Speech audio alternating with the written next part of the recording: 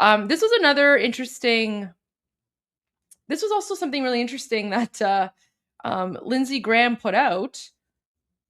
Oh, someone's saying, yeah, 100% communist news network. Yeah, 100%. Like I'm done with CNN. That was so incredibly shameful for them to do that. Um, He's told this regime, it's time for a change. Quit killing you people. They're continuing to kill their people. He told the protesters, keep protesting. That's his Ronald Reagan moment. Help is on the way. I believe him. So if you're in the 72 virgin business, I think business is going to be good if the Ayatollah keeps this up. The people. Can I just say how funny that is? Like, that is one of the funniest lines I've ever heard anyone say. For Senator Lindsey Graham, if you're in the 72 virgin business, business is going to be good. Like, if a politician in Canada said that, they would be immediately canceled, right?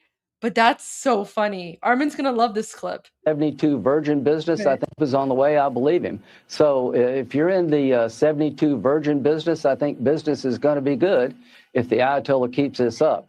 The people of Iran could be our friend, but the Ayatollah will never be our friend. Oh, I love that. You know what? He's absolutely right. He's absolutely right. The people of Iran, not could, the people of Iran will be some of the best friends that Americans ever have, because we've always been your friends, and we both hate the Ayatollahs. So, oh my gosh, Senator Lindsey Graham, he's starting to sound more and more Iranian. Like, that's something, that 72 virgin comment. That's something that Iranians say. In their Iranian videos, the ones that Armin translates for you when I'm not around. That's so funny. I need to.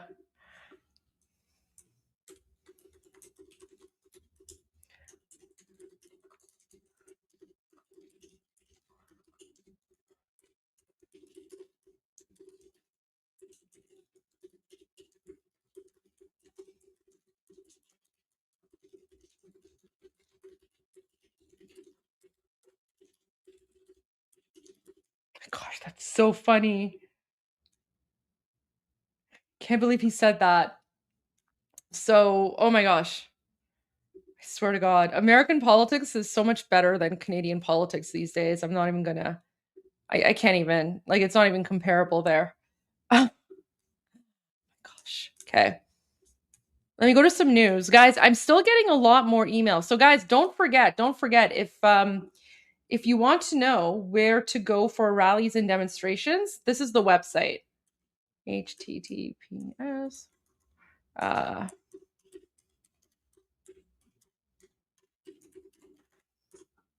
me put it up for you guys. I'm not going to go over all of them again because we just went over them. But if you go to the Iran, if you go to that URL, tinyurl.com/Iran rally, you'll see all of the posters are here. And so, if I want to go through the cities really quickly, Aalborg, Adelaide, Atlanta, Auckland, Austin, Barcelona, Belfast, Bergen, Berlin, Boston, Brisbane, Brussels, Calgary, Cambridge, Charlottetown, Dallas, Denver, Dusseldorf, Edmonton, Frankfurt, Glasgow, Gothenburg, Grenoble, Halifax, Hamburg, Hanover, Hartford, Helsinki, Holland, Houston, Irvine, Los Angeles, Karlsruhe, Karlstad, Klagenfurt, Linköping, Lisbon, LA, Los Gatos, Malmo, Manchester, Melbourne, Montreal, Munich, Nashville, Nuremberg, New York City, Odense, Orlando, Oslo, Ottawa, Palermo, Perth, Prince George, Rome, San Antonio, San Diego, San Francisco, Saskatoon, Sheffield, Sofia, Stavanger, Stockholm, Strasbourg, Stuttgart, Sydney, Tampa, Tempe. So one is Tampa, Florida, one's Tempe, Arizona, Tokyo, Toronto, Vasa, Vancouver, Vienna, Village Green Park, Washington State, Wichita, Windsor, Wollongong. And I have more. I have more emails coming in, but there you go, guys. So the link is available. You can go to the website yourself. You could search and you can find all the flyers, and that shows you where there's a rally happening in, in your city or wherever you are. All right, The Hague, right? Holland is The Hague. Yes, yes. Here, let me fix that. Okay, I'll fix it on my end after. But there you go. So all the demonstrations are there, so you guys can check that out. Where was I going to go next? Go to home. Oh, see, the problem is I can't even like scroll. Oh, I also wanted to make a point of clarification. So earlier on, I misread the comment about France. I said, so I thought France was not backing the listing for the IRGC, but apparently they are. So finally, after holding out for 47 years, the government of France says it now backs listing the Islamic Revolutionary Guard Corps on the terror list. So I just responded and I was like, cool. Thanks, France. Thank you. Thank you for, after 47 years, after, bringing these evil jihadis to Iran on Air France. Yeah, thank you for recognizing after 47 years that you guys messed up when you, I don't know, gave refuge to these evil Muslim Nazis, and then you literally flew them first class to to Iran on Air France. So thanks, France. Again, not a criticism of the French people. I love the French people. Criticism of the French government and their policy. So there you go. Good job, France, for, took you 47 years, and I don't know how many countless people murdered. Love you, Goldie. I've been done with CNN since the biased coverage of October 23. May Iran be free soon. Thank you so much. Yeah, we Iranis, we've been done with CNN for a long time, but this coverage was just the icing on the cake. I mean, CNN was also given permission to go to occupied Iran during the 12-day conflict, and even then they were like putting out so much like garbage jihadi propaganda, and even then in the summer they made it seem as if like Iranians hated Israel and they supported the Islamic regime. So we're all done with CNN. CNN piece was faked, just like Omar being attacked last night was. Javicha, I didn't hear about Omar being attacked, but I know the CNN piece for sure was a fake. I know that much for sure, 100%. Okay. So that's the one thing I wanted to share. See, the challenge is there's I don't know. I don't even know if I can show my feed because there's like so much like rumors. And then there's also like a lot of fake news, and then there's also like gory stuff, right? And then these are like, so this is like a new video coming up from Iran. New in the sense that it just came out, but this is from January 8 or 9, like right when the regime shut down the internet.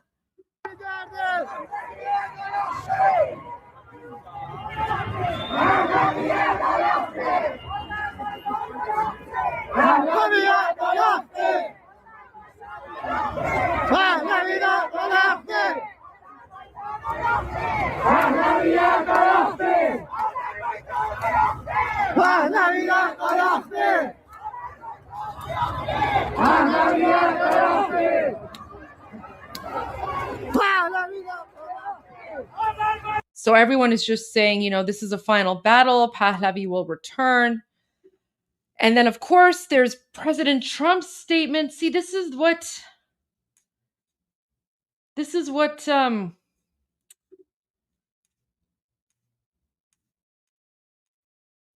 guys, like I still can't get over this. This was President Trump's message on Truth Social. He posted this on June 12, literally hours before the United States flew over Islamic regime skies and destroyed the nuclear facilities of the Islamic regime. And he wrote, "We remain committed to a diplomatic resolution to the Iran nuclear issue. My entire administration has been directed to negotiate with Iran. They could be a great country, but they first must completely give up hopes of obtaining a nuclear weapon. Thank you for your attention to this matter." So he posted this, and then literally hours later, the attack happened. And then here, a massive armada is, so he posted this earlier today. A massive armada is heading to Iran. It's moving quickly with great power, enthusiasm, and purpose. It is a larger fleet headed by the great aircraft carrier Abraham Lincoln, then that sent to Venezuela. Like with Venezuela, it is ready, willing, and able to rapidly fulfill its mission with speed and violence if necessary. Hopefully, Iran will quickly come to the table and negotiate a fair and equitable deal, no nuclear weapons, one that is good for all parties. Of course, when President Trump is saying this, what he really means is the deal that he's referring to is complete and unconditional surrender. Time is running out. It is truly of the essence. As I told Iran once before, make a deal. They didn't, and there was Operation Midnight Hammer, a major destruction of Iran. The next attack will be far worse. Don't make that happen again. Thank you for your attention to this matter, President Donald J. Trump. Honestly, I'm just like looking forward to President Trump. Thank you for your attentioning to this matter, the Islamic regime. I don't know which the video. You'll have to tell me which one it is. Which reporter was it? Because there's a whole bunch that talk nonsense. So you have to let me know which reporter it was that said that, because I don't know who that would be.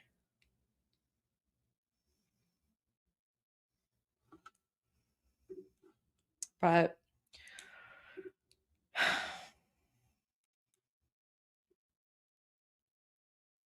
oh. Okay, this is interesting.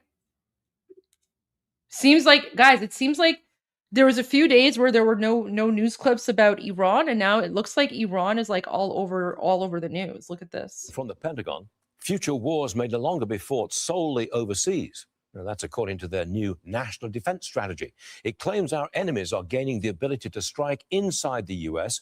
with missiles and other advanced aerial attacks.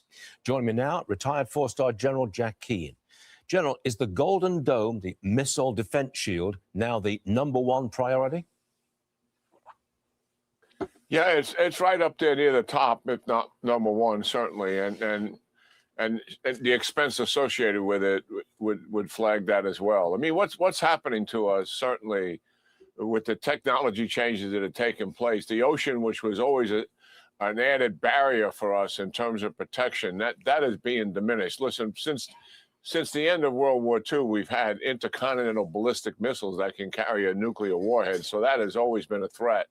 And we had mutually assured destruction, what we could do to the adversary while those missiles are in flight, guaranteed that we wouldn't use them against each other, and that's proved to be a very capable deterrence. But the fact is, the hypersonic glide missiles now that China circumnavigated the globe with back in July of 21, there's cruise missiles, ranges are being extended so that they can also go intercontinental. And obviously, we have drone technology. We saw the Ukrainians transport drones by truck into Russia and then launch them near air bases and take down significant numbers of bomber aircraft. That could take place inside the United States. And the Pentagon is recognizing that, and they're developing a counter-drone strategy for all of our military bases in the United States and also overseas. And then the third system that's serious is China, Russia, and to a lesser degree, Iran's capability to use cyber espionage against the United States. In other words, if we were in conflict operations with China in the Pacific, they would do two things to harm us. One, likely use missiles on the west coast of the United States against us kinetically, but also cyber espionage to take down our critical infrastructure, transportation systems, finance and banking, the electric grid, all of that to attack our homeland and break the will of the people to continue the war against us in the Pacific. So yes, our strategy has to change and adapt as our adversaries and technology come into being, and of course their willingness to use that against us. Yeah, President Trump is doubling down on his threats to Iran. In a post on Truth Social, he writes, in part, "Time's running out. It is truly of the essence. As I told Iran once before, make a deal." They didn't. And there was Operation Midnight Hammer, a major destruction of Iran. The next attack will be far worse. General, this morning, the Iranians say they are ready for dialogue, but they're ready to defend themselves if pushed. Now, if they don't make a deal and they kill their own people again in large numbers, Which do they you already expect are. our president to launch an attack, a physical attack on either people or installations in Iran?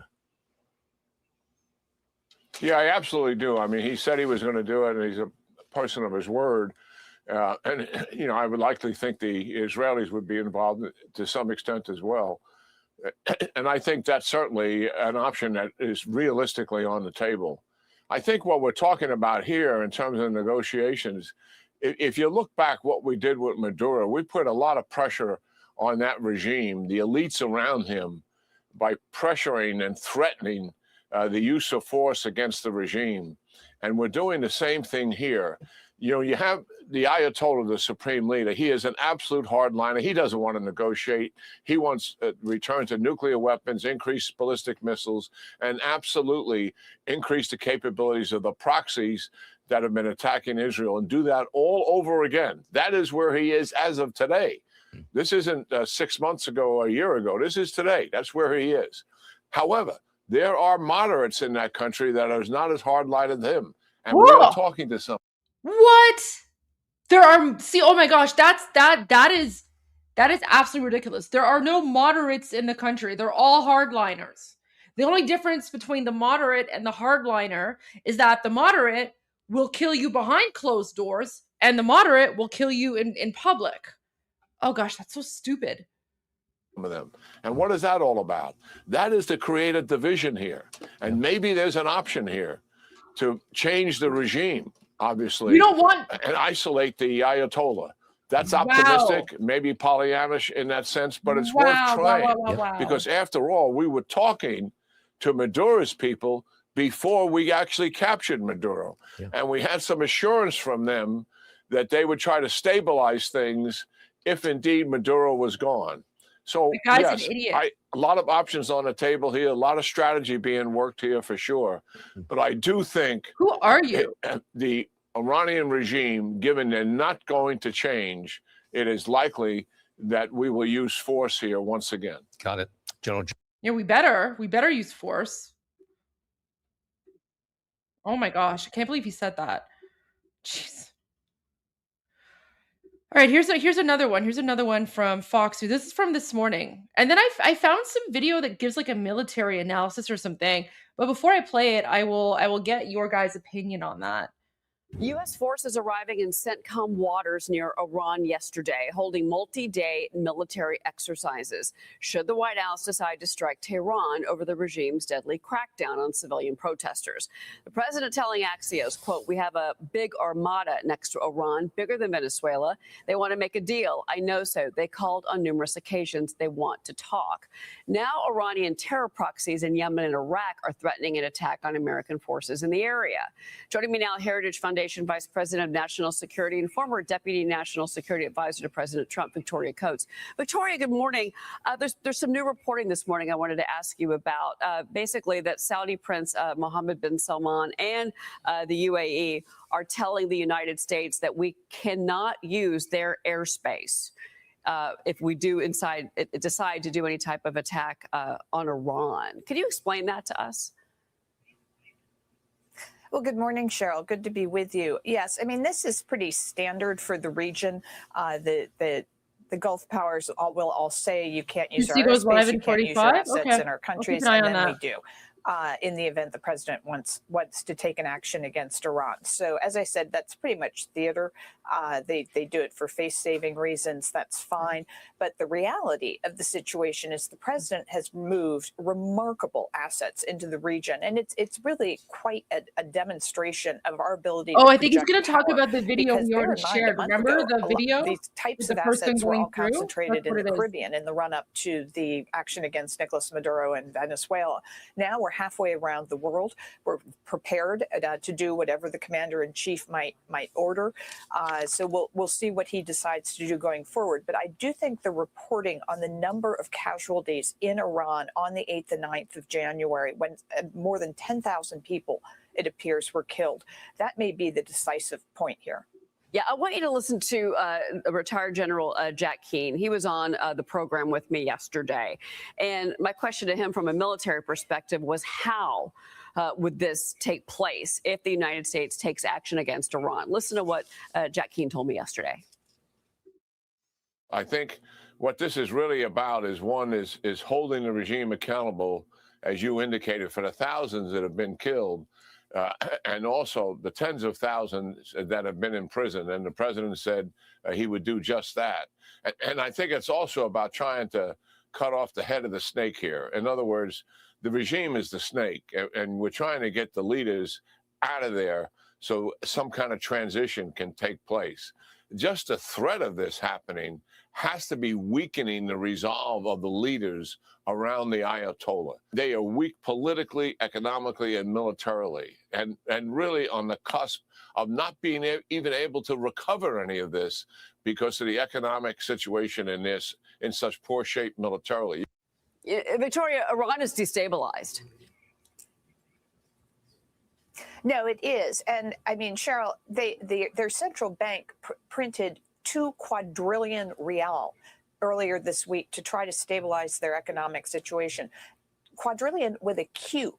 And so if you're printing that much money, it means you can't solve your economic problems. They're in a death spiral. And that's what's different this time. I completely agree with General Keane. I mean, this isn't a single incident that's prompting the protests and the unrest in Iran. This is a systemic economic failure.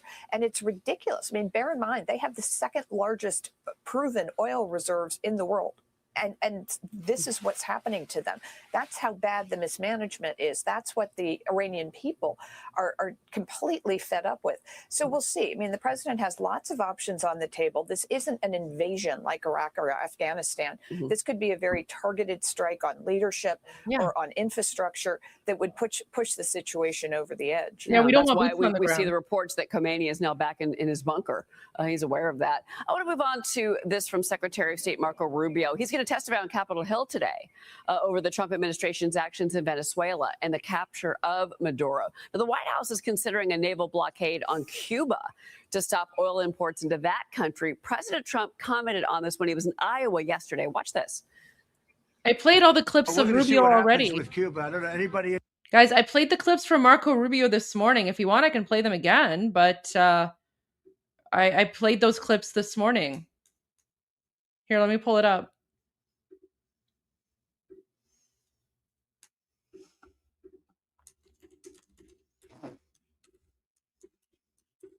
We went over what he said.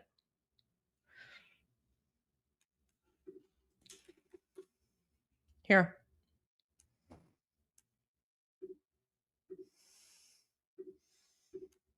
This is what Marco Rubio said today. It's just very briefly, we've heard such differing accounts, and the president has spoken strongly. You have as well on the deaths in Iran and the horrible atrocities that are being committed. Can you give us some sense of, we see reports of thousands, tens of thousands. What's the State Department's best estimate of what's happened on the ground? Well, I don't, in the thousands for certain. And look, I think regimes, including that one in Iran, have learned that when you start shooting people in the head with snipers, it's effective. I mean, it works, and they've done it, and it's horrifying. And that's what we've seen. That regime is probably weaker than it has ever been. And the core problem they face, unlike the protests you saw in the past on some other topics, is that they don't have a way to address the core complaints of the protesters, which is that their economy's in collapse. And the reason why there's economies in collapse is because they spend all their money and all their resources building weapons and sponsoring terrorist groups around the world instead of reinvesting it back into their society. And as a result, have taken on massive global sanctions, which has isolated their economy and their country. And so that's what the Iranian people are demanding, is that they stop doing that and start caring about them and get these sanctions off them. And this regime is unwilling to do it.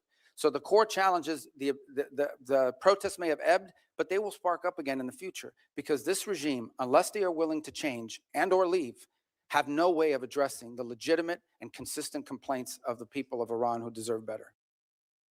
So, I mean, Marco Rubio is pretty much laying out the groundwork. He's going after the leftist, communist, Islamist propaganda, where they constantly say, like, for example, in CNN, right? That CNN propaganda piece where they're like, oh, everything is fine. We love the regime. We hate America, right? So Marco Rubio is directly countering that because he knows the truth. The U.S. administration know the truth. And so I don't think U.S. is going to stop short of like complete and total regime change.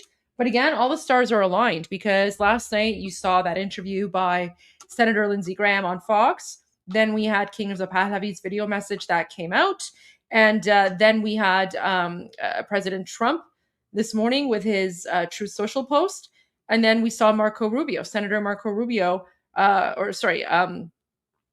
Secretary of State Marco Rubio with this statement here. So it's all sort of, it's all lining up, right? It's like a trail of breadcrumbs that you can follow along here. And if you want that analysis, that's in part 1 of day 32. So I spoke about that earlier today. So you guys are welcome to go and watch that afterwards if you want the full analysis for that. Before we go to Tusi's starting in about 35 minutes. But I saw this. I don't know. Do you guys know anything about this channel? This channel is called The Military Show. Apparently, you have like 2 million subscribers. And something very bad is about to happen to Iran's regime. This just came out last night. Does anyone know anything about this channel? Like, is this a legit channel? Is this something that I should even bother watching? It's like 17 minutes long. I don't know anything about like military or military analysis. But I don't know if it's going to be good or not. Major says it's fluff channel, hard no. All right. If Major says fluff channel, hard no, then I'm just going to ignore that then. We're not going to go to that. Okay. All right. No, I'll avoid it if it's a fluff channel. I honestly, like, I'm not familiar with all these like YouTube channels, right? It just like popped up. So I was like, I don't know what's going on here. Cause there's so much like fake news and rumors and stuff going around, right? But ultimately, like, we have no idea what's going on or what's going to happen, right? But I can tell you that ultimately for us Iranians, we trust the words of our leader, right? King Reza Pahlavi. And so this was the message that he put out today. Or sorry, he put out this message last night, right? روز با تمام خانواده‌هایی است که عزیزشان را به دست این نظام جنایتکار. Why is it not working well here? All right, let me pull it up on X because YouTube is being weird. But so like this is what I want to share, especially with our Iranian viewers, because I know people are anxious, tensions are high, everyone's wondering, okay, like what's going on? Who's saying what? Who said this? Who said that? But ultimately, like for us Iranians, we look to our leader, right? We look to the leader of the Iranian National Revolution. Because ultimately he is fighting for us and he's representing us. And so, this is why like I 100% trust him. I have faith in him. And so this is why, like, when he's saying what he says, what he says, I trust him because he's never led us astray. And he's been working towards this moment his entire life, pretty much for the last 47 years. And so what he is saying, it also aligns with what President Trump and what Senator Lindsey Graham and what Secretary of State Marco Rubio are saying as well, right? سخن من امروز با تمام خانواده هایی است که عزیزشان را به دست این نظام جنایتکار از دست دادند. به عنوان یک پدر، به عنوان یک همسر، درد شما رو از ته دلم حس می‌کنم و شریک این درد شما هستم. اما بدانید که آزادی و عدالت در راه است. ما به زودی از شر این نظام جنایتکار خلاص خواهیم شد و آینده خودمون رو و آزادی خودمون رو با هم جشن خواهیم گرفت. امیدوارم هر چه زودتر در میان شما باشم، شما را در آغوش بگیرم و به دست یکدیگر کشورمون رو از نو بسازیم. آن روز نزدیک است. پاینده ایران. I don't know about you guys, but I feel like something is in the air.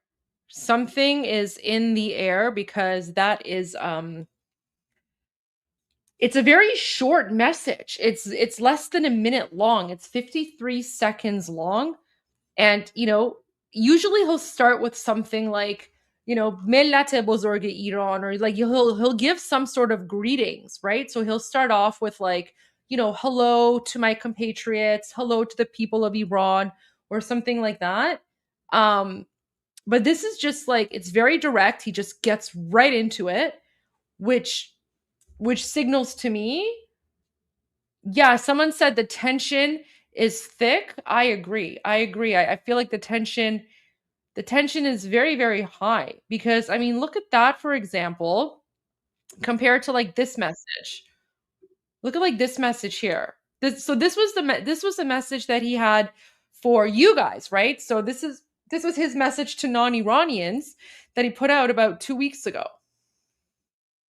I should like that. There we go. All of our friends around the world, under the yoke of the Islamic Republic, Iran is identified in your minds with terrorism, extremism, and poverty. The real Iran is a different Iran, a beautiful, peace-loving, and flourishing Iran. It is the Iran that existed before the Islamic Republic, and it is the Iran that will rise again from its ashes the day the Islamic Republic falls. So let me be clear about how a free Iran will act towards its neighbors and the world after the fall of this regime. In security and foreign policy, Iran's nuclear military program will end. Support for terrorist groups will cease immediately. A free Iran will work with regional and global partners to confront terrorism, organized crime, drug trafficking, and extremist Islamism. Iran will act as a friend and a stabilizing force in the region, and it will be a responsible partner in global security. In diplomacy, relations with the United States will be normalized, and our friendship with America and her people will be restored. The state of Israel will be recognized immediately. We will pursue the expansion of the Abraham Accords into the Cyrus Accords, bringing together a free Iran, Israel, and the Arab world.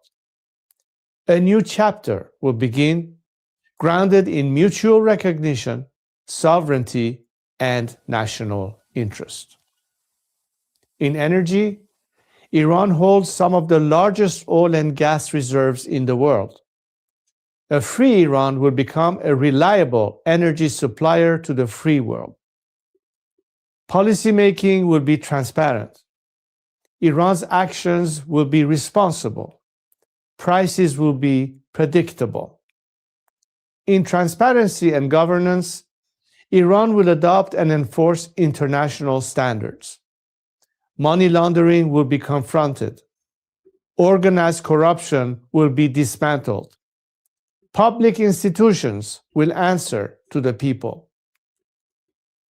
In the economy, Iran is one of the world's last great untapped markets.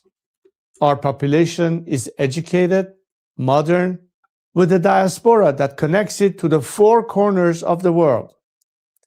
A democratic Iran will open its economy to trade, investment, and innovation, and Iran will seek to invest in the world. Opportunity will replace isolation. This is not an abstract vision. It is a practical one, grounded in national interest, stability, and cooperation. To achieve this, now is the time to stand with the Iranian people.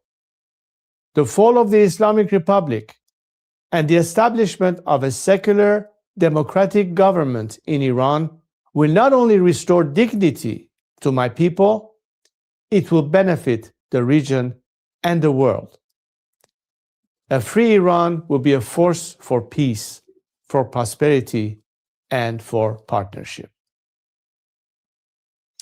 There you go. People were asking where to get that speech. I just added it to the Iran Revolution live playlist. So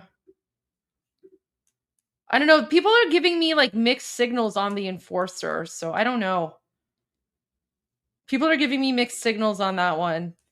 But I appreciate the feedback. I appreciate the input.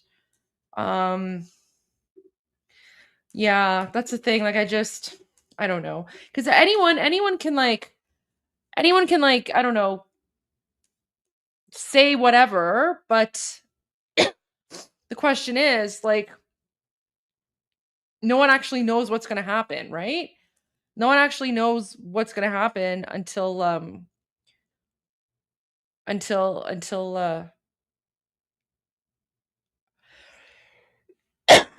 oh my gosh, people are making videos about me.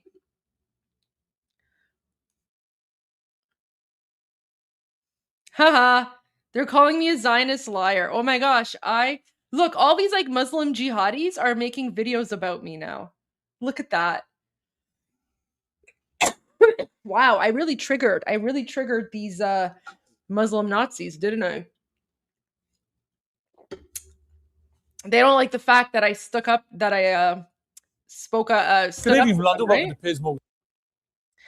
Did you know that King Reza Pahlavi was also speaking to Piers Morgan? I'm keeping an eye on Tusi. We have 25 more minutes until Tusi, but here, this is from 2 years ago. Uncensored. Today marks 1 month since Look at this. It can't be Benjamin has on Levy joins me now from Washington, D.C. Great to see you, Crown Prince. I really appreciate you joining the program. I've interviewed you several times over the years in different circumstances, so it's great to have you on Uncensored for the first time. First of all, your reaction was good. I'm sorry. Sorry, good to talk to you again, Piers, after about 12 years, I think, last time we spoke. Right. So. It is. So wait, someone asked me why I'm coughing. Well, the reason that I'm coughing is because I've been doing Iran Revolution live stream for 32 days straight. And I've been like pretty much talking for like 10 to 12 hours a day. So, you know, I guess I gotta drink more water or something. So that's why I'm coughing.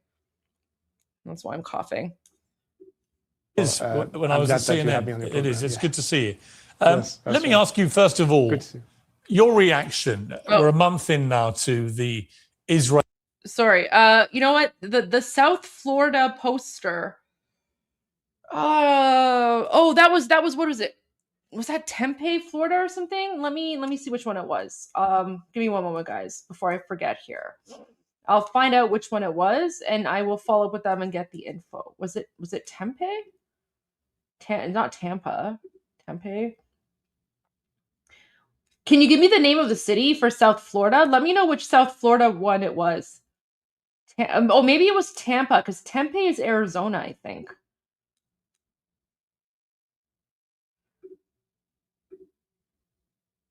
No, Tampa is there. Tampa, Florida is there. You have to tell me which one it is, guys.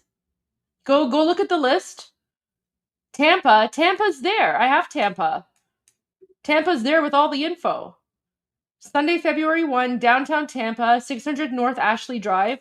Guys, it's in the list. Go check the list.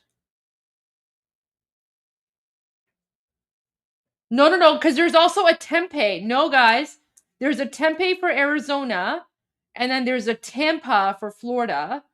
They're both on the list. They're both on the list. Here, I'll put the link. Tempe is it pronounced Tempe? Okay, so Tempe and Tampa. Okay, Tempe. All right.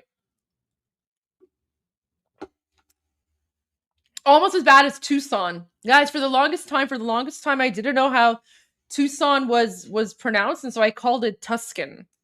Yeah. Okay, guys, you need to let me know which city you need details for. Here, let me put the link to the list in the chat. I'll pin it up top. Fox News has Iran on now. All right. Okay, I'll go to Fox News. One moment. I got to find it. Thank you for letting me know. History. I guess I should have had Fox News on from before, ready to go, but that's fine. Okay, let's go to Fox News.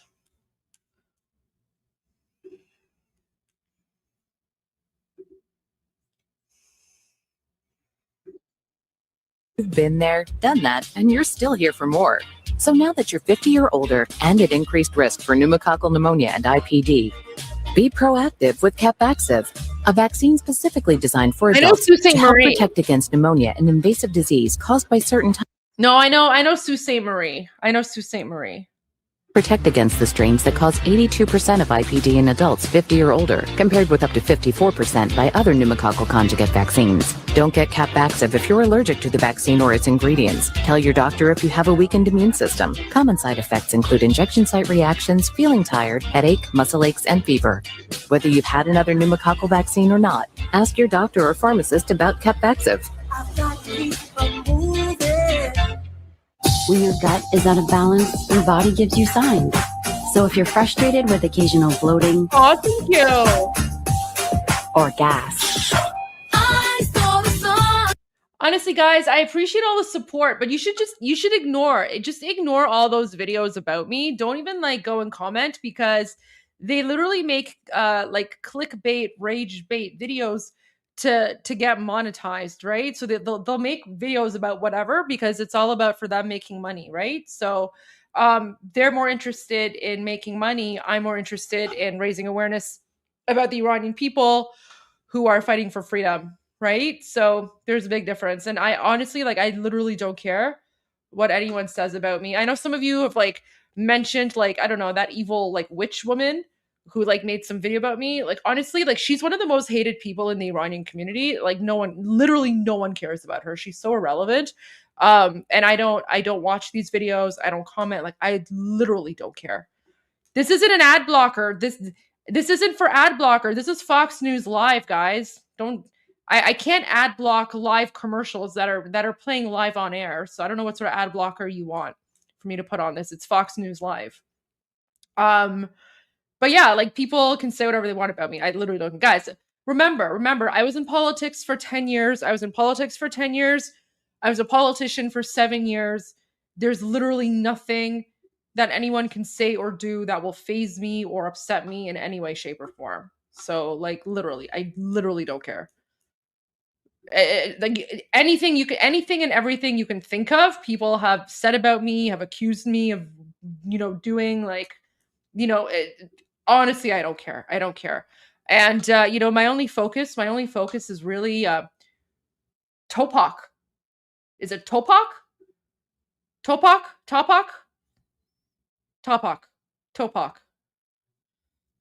Oh, did it start now? No, it's still to guide us through. No, still a commercial. Okay.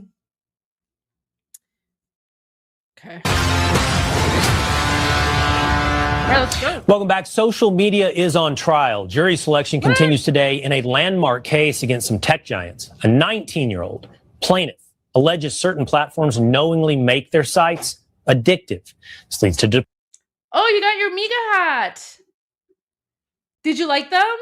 They're pretty good quality, aren't they? They're pretty good quality. I got a few myself.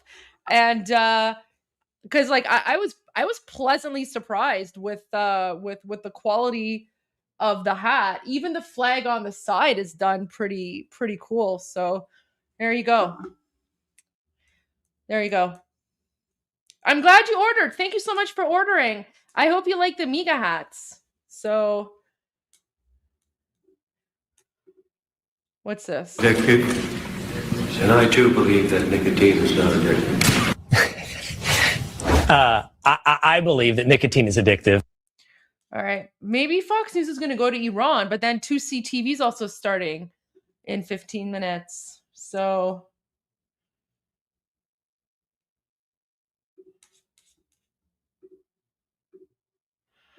but yeah, like I was saying, like people can make videos about me. Honestly, like I literally don't care. It means absolutely nothing to me. Like honestly, those people, I don't want to sound like pretentious, but people like that, they're not even they're literally not even within like my sphere of existence, right? Like I'm operating up here, high level politics, and then those people are like scurrying around like rats trying to be YouTube influencers. Like I'm not a YouTube influencer.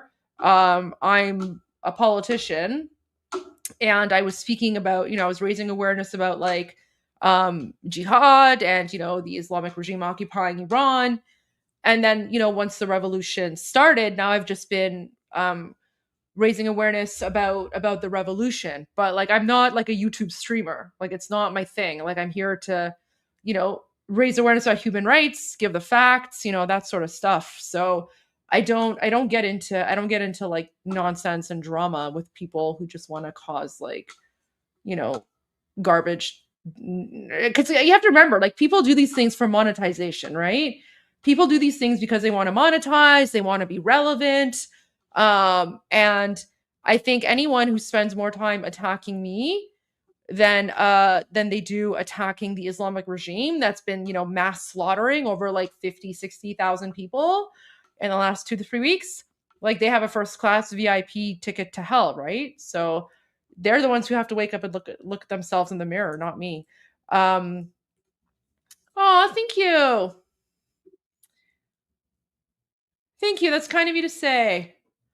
Yeah, you know what? You're right. I guess I am a YouTube streamer now, but like I'm live streaming the revolution, right? Like I'm not sitting here going like, hey, welcome to the Goldie Show. We're gonna talk about, I don't know, like Beyonce today or something. Like that's not a Goldie makeup routine.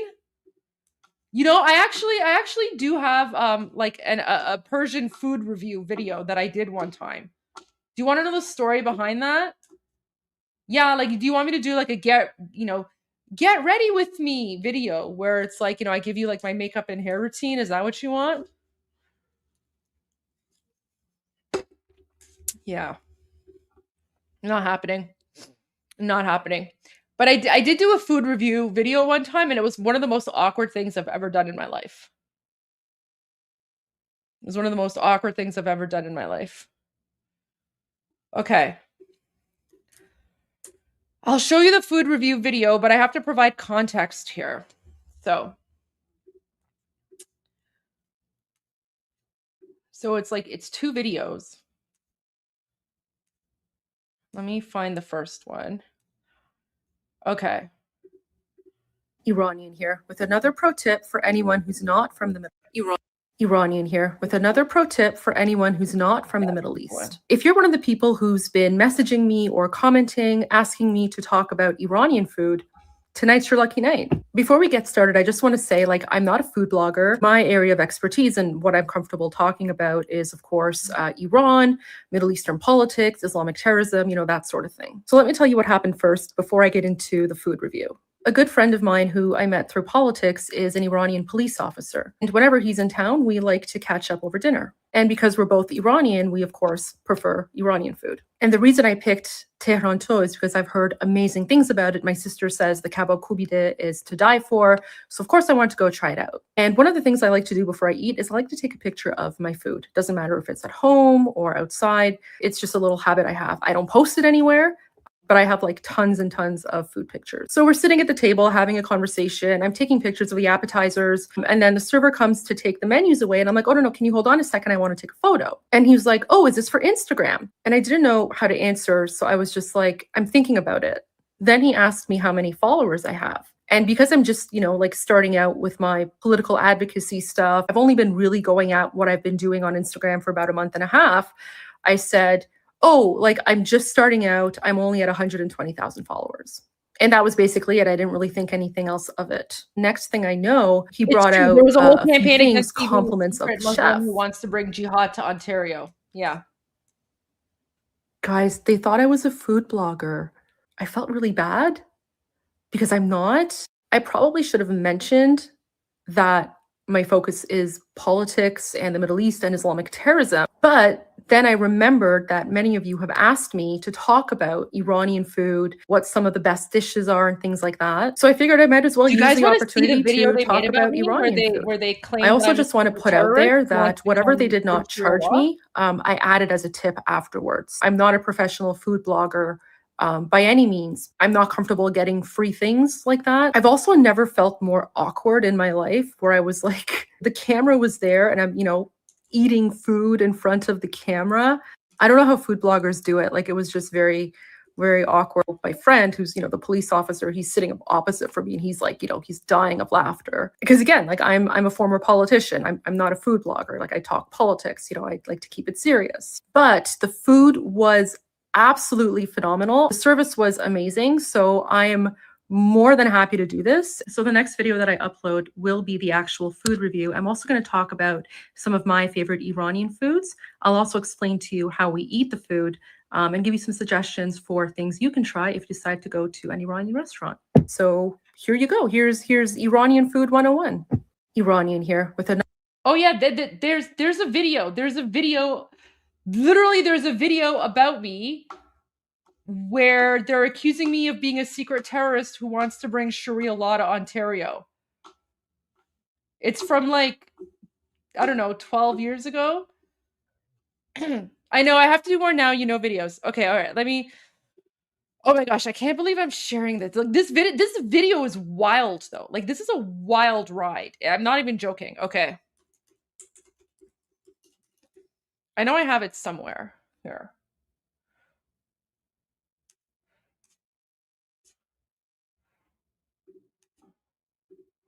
Here, let me give you a sneak peek of who did it. Do you know that guy? Yeah, Rebel Media. Rebel Media made a video about me being a secret terrorist who wants to bring Sharia law to Ontario. Yeah, it was Rebel News. Yeah. I call them garbage media.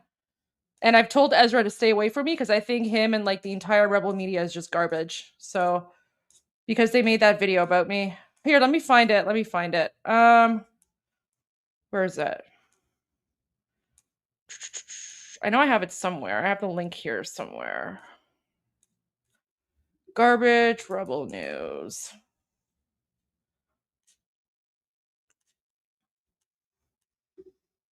Oh yeah, here we go. Are you guys ready? Are you guys ready for this? Are you guys ready? Listen. This is from 8 years ago.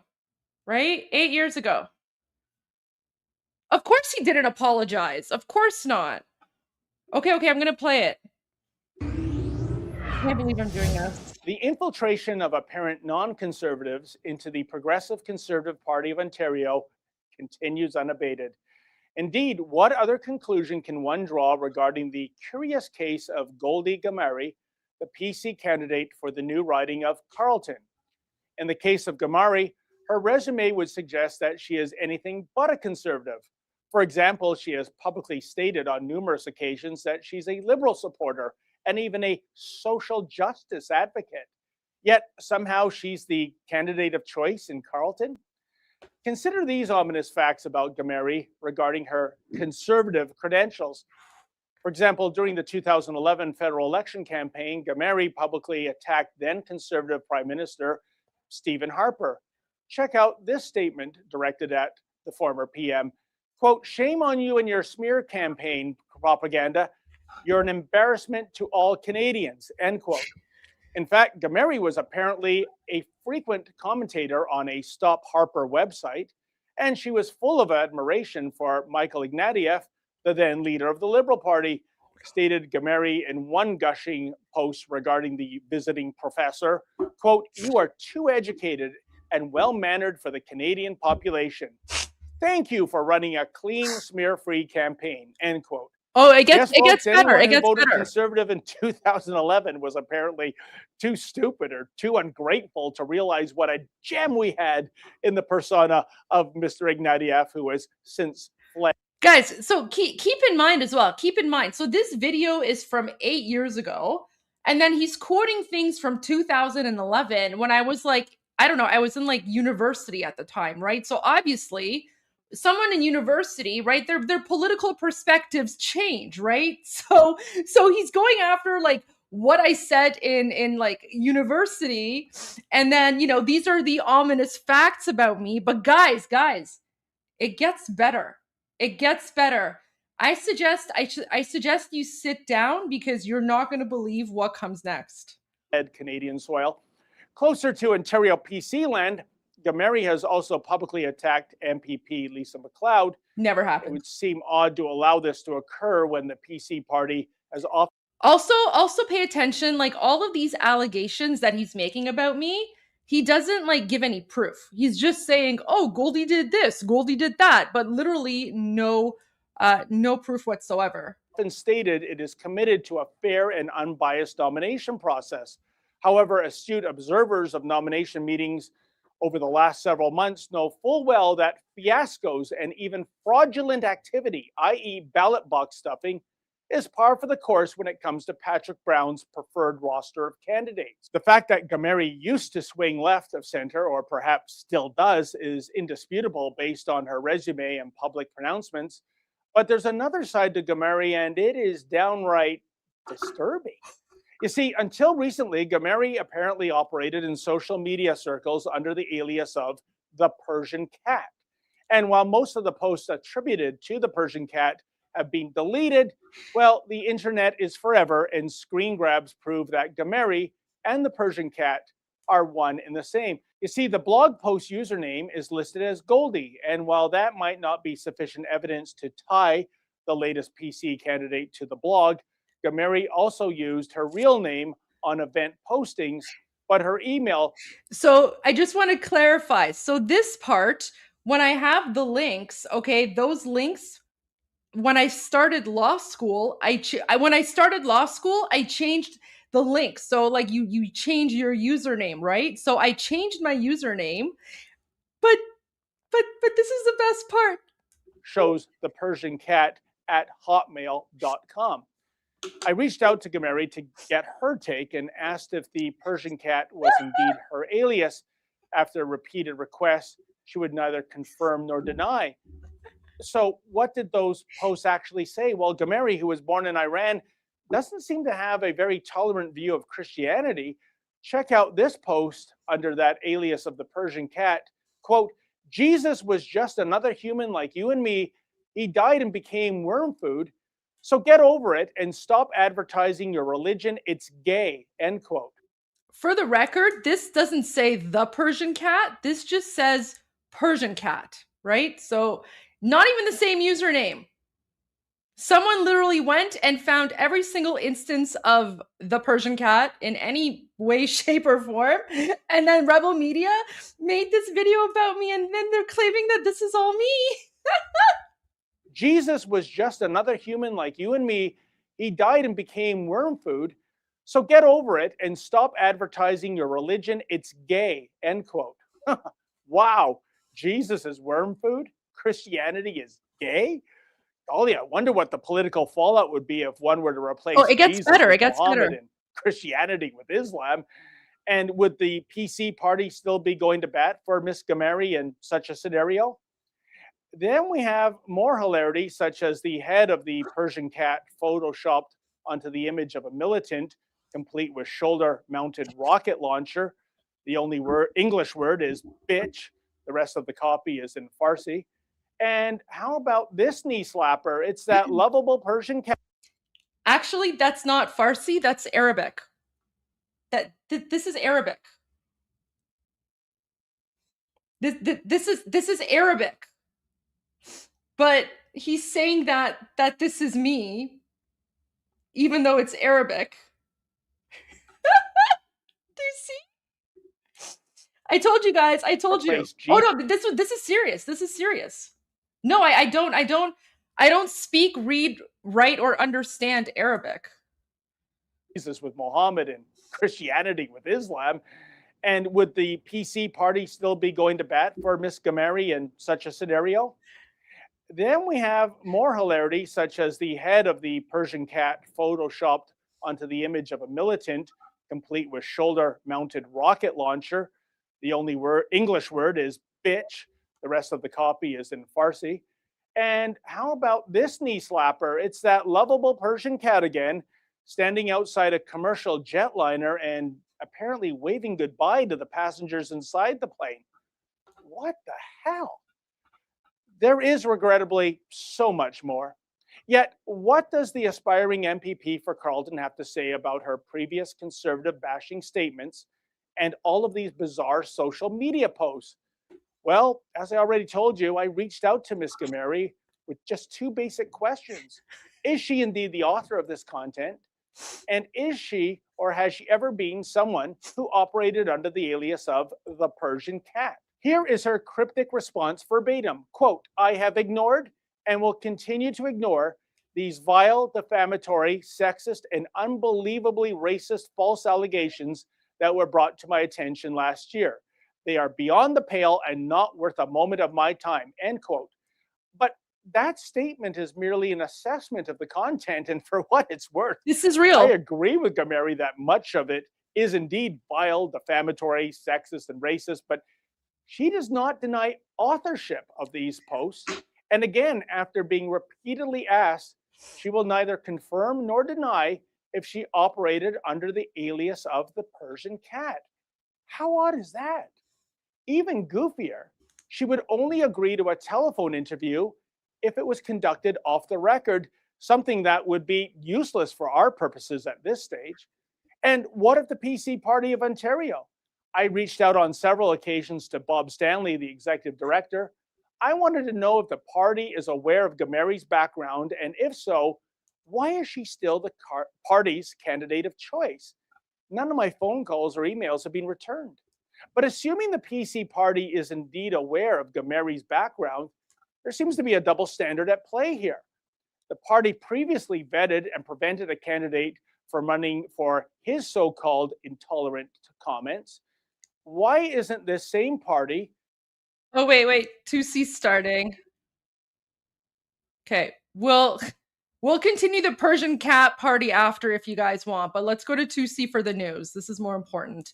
But yes, there you go. That is a real video. That's a real video. I will add it to my Iran Revolution live playlist. There you go. That's why I think Rebel Media is garbage. There you go. Everyone, welcome to 2C TV. This is your global news channel. I'm Maya 2C, and for the first time in history, we now have access to footage from inside Ali Khamenei's compound and headquarters. Yes, an anti-IRGC spy, an agent, managed to film from inside Khamenei's main base in the capital in Tehran. We expect him to be underneath, obviously, in the actual tunnel networks that they have, underground tunnel and bunkers. We're going to show you that video, of course, and of course, give you guys the latest in terms of the military mobilization in the Middle East by the United States, but also by the IRGC. The Islamic Republic have now obviously cancelled all negotiations, all talks, rejected Trump's a final surrender deal, and they are now threatening Tel Aviv. That's nice. Apparently, they have a suicide mission. So let's talk about what is going on in this live update. We're going to get your reaction as usual. We also have a new song for you guys. Actually, one of you guys in this live chat recommended this. Remember the Hassan Nasrallah song? We now have a Khamenei version of that. It's going to be great. Anyway, let's talk about the latest developments. 19 U.S. Air Force refueling tankers deployed at the Al Udeid Air Base, which is in Qatar. And obviously, there's been a lot of surveillance over the last few hours, a lot of military drills. They did say a few days ago that this will be a multi-day military exercise to basically prepare for air combat, just in case the Islamic Republic fighter jets take off. And by the way, once again tonight, they have. They're also going around Iran. Now, the military buildup, generally speaking, it's increasing in terms of the activities in the region. We're also going to go to the live map on flight radar shortly. But the headquarters of Ali Khamenei, his main base in Tehran, has now been relatively exposed. Now, of course, the main intel is not going to come to us. It's going to go to the intelligence services, whether it's CIA, Mossad, and all the others. But there's a short clip that has now been exposed from inside the compound, which we're going to go together. So, this is, of course, the main security gate as you go in. They got multiple layers, by the way, multiple layers of walls and security, then checkpoints and everything else. Of course, these are the regime officials who are inside. That's another gate. So now you go inside. And then they're in a car, clearly. Secretly filming. Obviously, you're not allowed to film any of this, but they managed to get away with this somehow. And so that bit, you got more security inside, because there's another one similar to that, the container thing that is for your belongings, leaving your phones and checking your phones and all that stuff. And then we're going to get closer to, 1 second.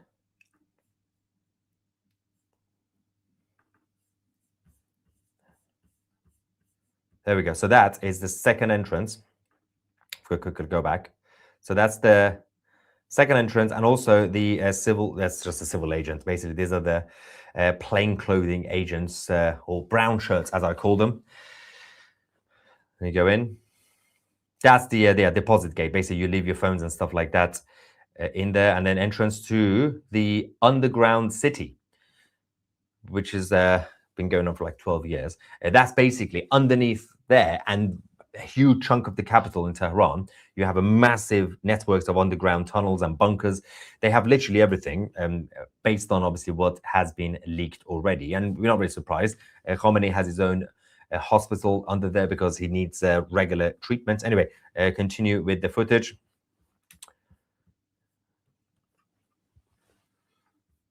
This is crazy stuff. Got a lot of smaller things. That's the office of civil agents. These are and the checkpoints. So again, these are the plain clothing militias and the Basij type of people. These guys will basically act as paramilitary. They did during the 1979 coup, and of course, if or when the armed forces of Iran take over, these guys will be the paramilitary fighting back. And again, that's the deposit area for objects. This guy is going to come out, his face, his head is going to come out. There we go. You can see him just about. There we go. Hello. And then it continues.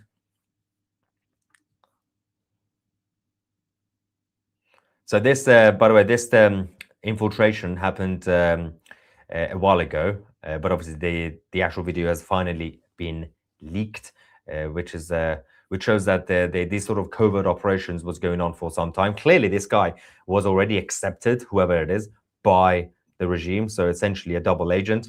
But it's interesting that they've just now released the videos now. First entrance. You can also see that the weather is relatively sunny, but it's probably autumn time because they are wearing jackets. It's not too hot, but it's sunny. So could be from 2-3 months ago. Visitors' cars. I mean, visitors, they will still have to be vetted anyway. It's not like for the members of the public.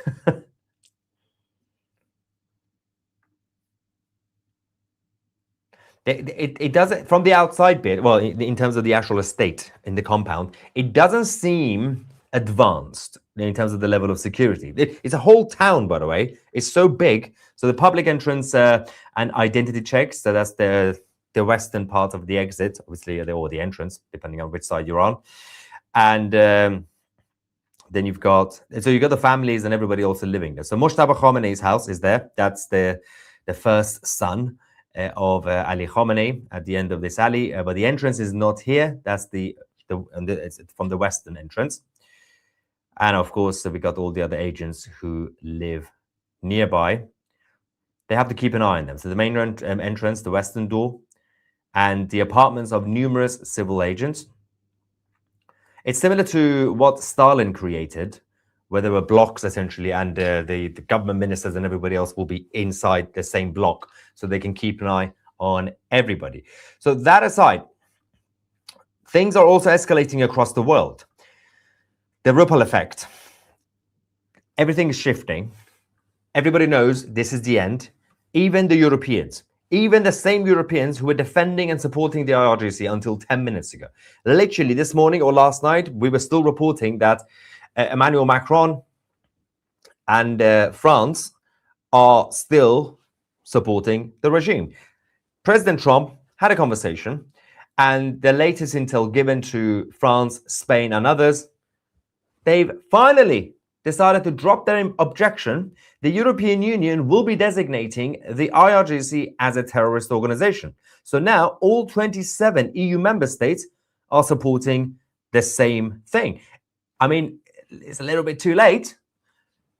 They're all jumping on a bandwagon. And I did predict this about 2 weeks ago, 3 weeks ago. I said, as we get closer to the fall of the regime, you're going to get the usual lot jumping on a bandwagon. All these European governments, the mainstream media, everybody's going to come and say, yeah, actually, the Iranians need to have self-determination. The regime is going, blah, blah, blah, usual nonsense, right? And but the fact that they are now going to be designating the IRGC as a terrorist organization is mostly symbolic, because it doesn't change anything. Yeah, obviously, they're going to put more sanctions or whatever they want to do. Fine. Well done. I'm proud of you.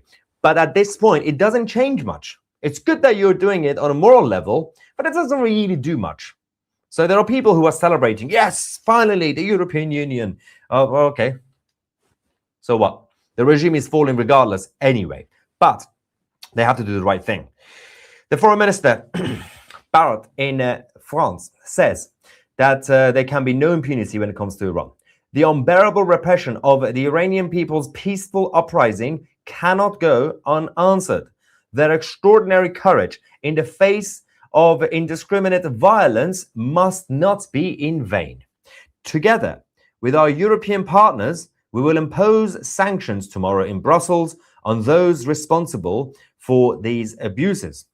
They will be banned from entering European territory, and their assets will be frozen. France will support placing the Islamic Revolutionary Guard Corps on the European list of terrorist organizations. The regime must immediately release prisoners, end executions, lift the digital blockade, and allow the United Nations Human Rights Council's fact-finding mission to investigate the crimes committed in Iran. So this is what matters. Firstly, when you listen to the foreign minister of France, it makes it sound like they were always on the side of the Iranian people. Literally 6 hours ago, they were saying the opposite. They were just ignoring the whole thing, like let's not really attack or criticize Ali Khamenei's regime. But they know they're on their way out, so they have to do it. So while designating or recognizing the IRGC as a terrorist is meaningless, the actions are important. The reason they are important is why I said about a month ago, the beginning of the uprising, I said, the Islamic Revolutionary Guard Corps and their families are going to be moving to Europe. Some of them already applied for visas in France because France is a safe haven for the IRGC since the 70s. Now they can't. It's over. There are only two options: Moscow in Russia or Canada. But Canada are finally also acting, which is a kind of interesting thing because Justin Trudeau was forced to also recognize the IRGC as terrorist, but they didn't really take any action. Mark Carney, forced by President Trump, is going to be acting. So President Trump is basically completely changing and shifting the world order as we know it, actually for the better, by forcing the French, by forcing the Canadians, and of course the Spanish to be normal and act like normal human beings. Having said that, Ali Khamenei's team are not just giving up that easily.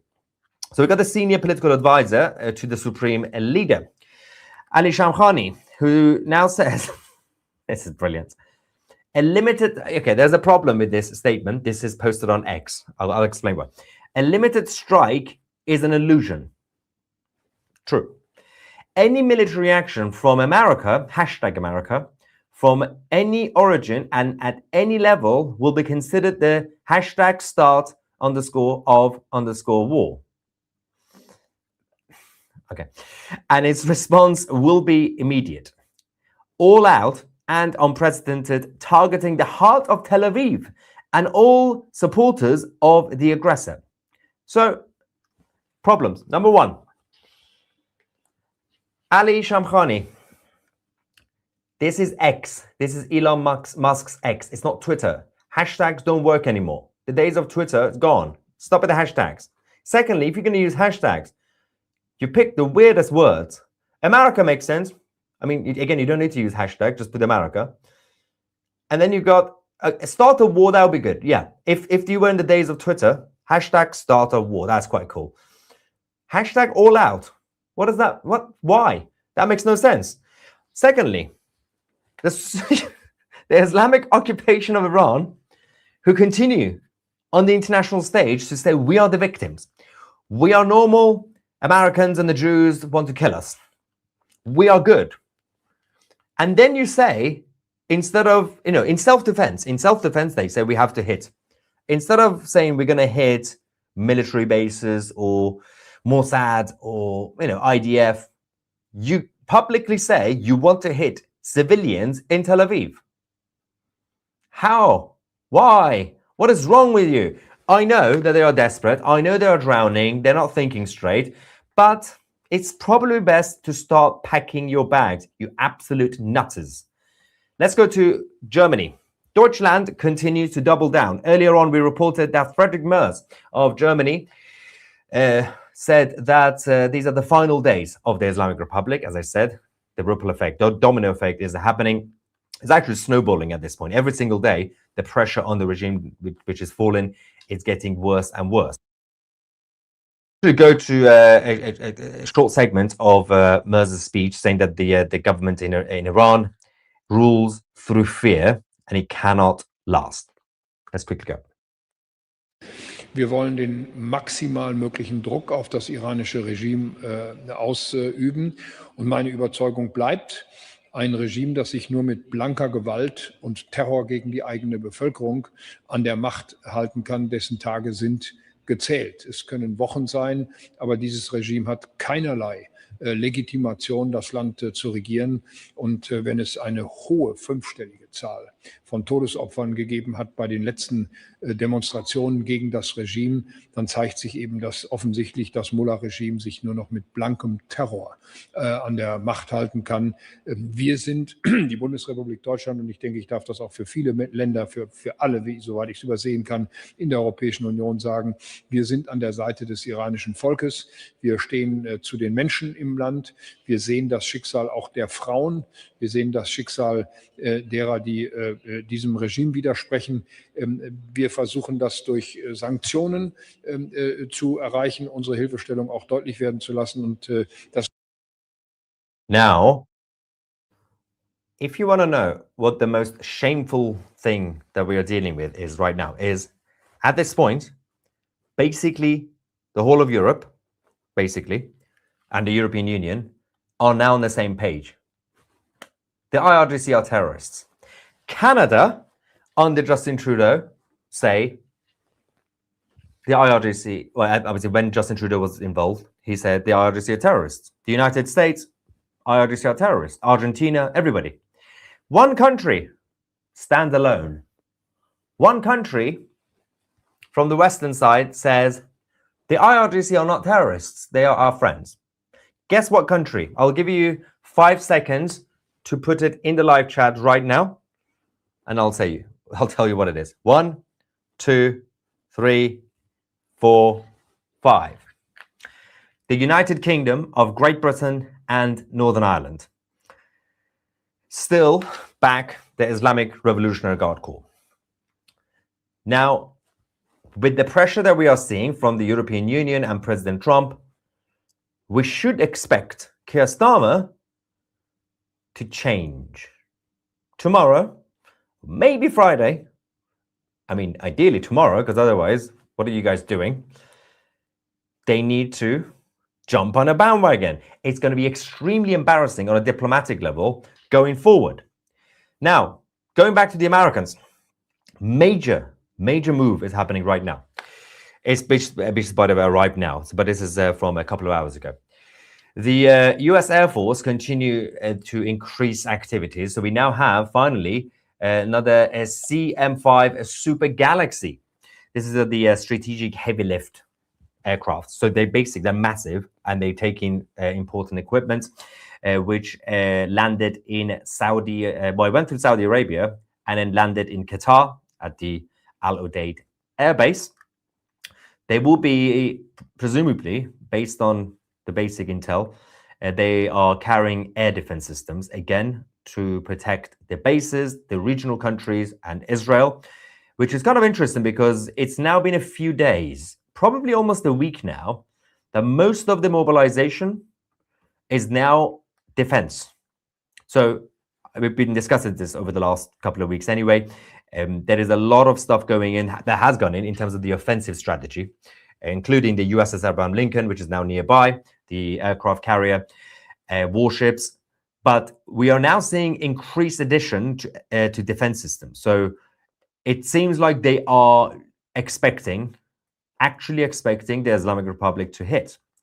So if they were just arrogant with the basic planning, military planning, saying, we're just going to go in, we're going to immediately destroy the IRGC bases and the leadership and Khamenei or whatever we're going to do, then they wouldn't worry about this. But they are genuinely worried that there could easily be a preemptive attack or immediate hit back by the Islamic Republic once the Americans go in. So seems like they are taking the defense extremely seriously. The Islamic Republic say they have thousands and thousands and thousands of drones that they are prepared to launch simultaneously. They can't do that with the ballistic missiles. They don't have enough launchers to launch hundreds at the same time, but they can do it with drones. So, and they have been moving their drone carriers towards the south of Iran in Bandar Abbas. So they can obviously launch those. As long as they have the personnel, they can launch many drones at the same time. And that will be disruptive, obviously. So the Americans are taking that threat extremely seriously. Now, quickly go to Iran again. As you guys know, we've had more videos coming in because of the internet situation. Obviously, a lot of it was delayed, but there are still videos coming out from the last few days. Mashhad, the second largest city, actual war zone, gunfire, and people fighting back.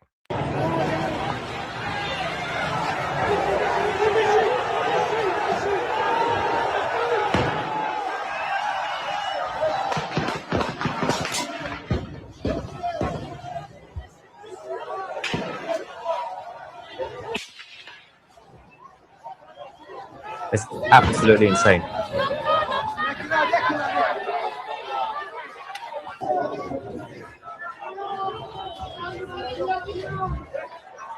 One side unarmed, the other side fully armed. So, but in regards to the Americans and what they might be doing first, we will talk about their first move because the Islamic Republic want you to be scared. This footage, by the way, is from 2023, the actual video itself that the Islamic Republic state TV broadcast. But they have done it again, thinking we're stupid. But they claim that they have now tested the new Seymour plane that is manufactured locally, made in Iran, by Iran, for Iran, apparently, by the Minister of Defense in Tehran. They seem to be very proud that they have finally built a propeller plane. So this is what we're dealing with. They've done this themselves, single-handedly. Well done. That's something, at least. They seem to be proud. They've tested it. It didn't crash yet. But take them seriously, guys. Be terrified. Be very, very terrified of the Seymour planes by the Minister of Defense of Iran. Now, to go back to the serious people, the grown-ups in the room, Marco Rubio, the Secretary of State, I feel sorry for him because he might be getting a new job, yet another job. He's probably going to be the new interim prime minister of the future free Iran. He was speaking earlier on, and he said that on the issue of the build-up in the military in the Middle East, that there are between 30 to 40,000 American soldiers who are now on standby, alongside drones and everything else. On the issue of our presence in the region, here's the baseline I want to set for everybody. The baseline is this. We have 30 to 40,000 American troops stationed across 8 or 9 facilities in that region. All are within the reach. Theoretically, not theoretically, in reality, all are within the reach of an array of thousands of Iranian one-way UAVs and Iranian short-term ballistic missiles, so short-range ballistic missiles that threaten our troop presence. We have to have enough force and power in the region, just on a baseline, to defend against that possibility. That at some point, as a result of something, the Iranian regime decides to strike at our troop presence in the region. The president always reserves the preemptive defensive option. In essence, if we have indications that, in fact, they're going to attack our troops in the region, to defend our personnel in the region. We also have security agreements, the Defense of Israel Plan and others, that require us to have a force posture in the region to defend against that. Yeah. Actually, we have someone just said in the live chat, you have to clip that and say, IRGC finally built a propeller plane. Finally, welcome to the beginning of the 20th century. But this is a serious issue. Look at that thing. I mean, so all right. But they are extremely dangerous, as you guys know. They are definitely not paper tiger. And you can tell by the statement released by the foreign minister of the Islamic Republic, Abbas Araghchi. Abbas is not happy. So, of course he's not happy. He's never happy. He says, our brave armed forces are prepared. And you got the M dash. He's literally used ChatGPT to write this. Embarrassing, Araghchi. You claim to speak English and you're using ChatGPT to translate. Anyway, our armed forces are prepared with their fingers on the trigger to immediately and powerfully respond to any aggression against our beloved land, air, and sea. So not the underground. He's not really concerned about underground. You could hit the underground, just not the land, air, or sea. The valuable lessons learned from the 12-day war have enabled us to respond even more strongly, rapidly, and profoundly. Ooh, glad that they're going to hit profoundly, not just strongly. At the same time, Iran has always welcomed a mutually beneficial, fair, and equitable nuclear deal on equal footing and free from coercion, threats, and intimidation, which ensures Iran's right to peaceful nuclear technology and guarantees no nuclear weapons. You literally cancelled the nuclear talks, you absolute nutter. Such weapons have no place in our security calculations, and we have never sought to acquire them. Have you told the rest of the IRGC, who continue to come out and say, we are 2 weeks away from building the bomb? Like, you don't even know what you're saying at this point. Do you guys even talk to each other? You know, do you actually hang out? Do you know who's actually in charge? Who calls the shots right now? Is it the president, Pezeshkian? Is it the foreign minister? Is it that rat, Ali Khamenei, who's hiding in a bunker right now? Is it his son? But which one? Masoud or Mojtaba? Or is it that other idiot, Shamkhani, who only showers once a year? Which one is actually calling the shots? Just tell us who your boss is. It might make things easier, because you're all saying different things for absolutely no reason. At this point, this is not coordinated. You're all just winging it. But to prove that they are winging it, it's because they literally had a bit of a confusing moment. They were supposed to be doing an air defense drill in the capital and in the western parts of Iran. They messed up because they literally took off their fighter jets. The Islamic Republic fighter jets took off around the border with Iraq while doing the air defense drills and tests. Who is calling this? Is just a terrible idea. Literally around Khorramabad, you had fighter jets and also the air defense system going off. Like, I'm not really sure if this is supposed to be a new version of high-level training. Like, let's get the fighter jets to go off. Yeah, also do the air defense system. Yeah, it's fine. You might hit it. It's okay. They'll just jump off, apparently. But they are very serious. Be very terrified. The United States have already made their move, their first verbal step to say what we might be doing. Now, it's likely they might start with that, but we don't know. The US have now said that they are considering a naval blockade first before going in. Now, it's important. They've already done the first step that I said they should do, which was before hitting, you need to pick up the phone, say, would you like to talk? Surrender deal, exit plan. So far, they've said no. Second thing, naval blockade, Persian Gulf, Strait of Hormuz, take over, block the oil access, everything that they have. So they are now saying that the oil exports of the Islamic Republic will be seized.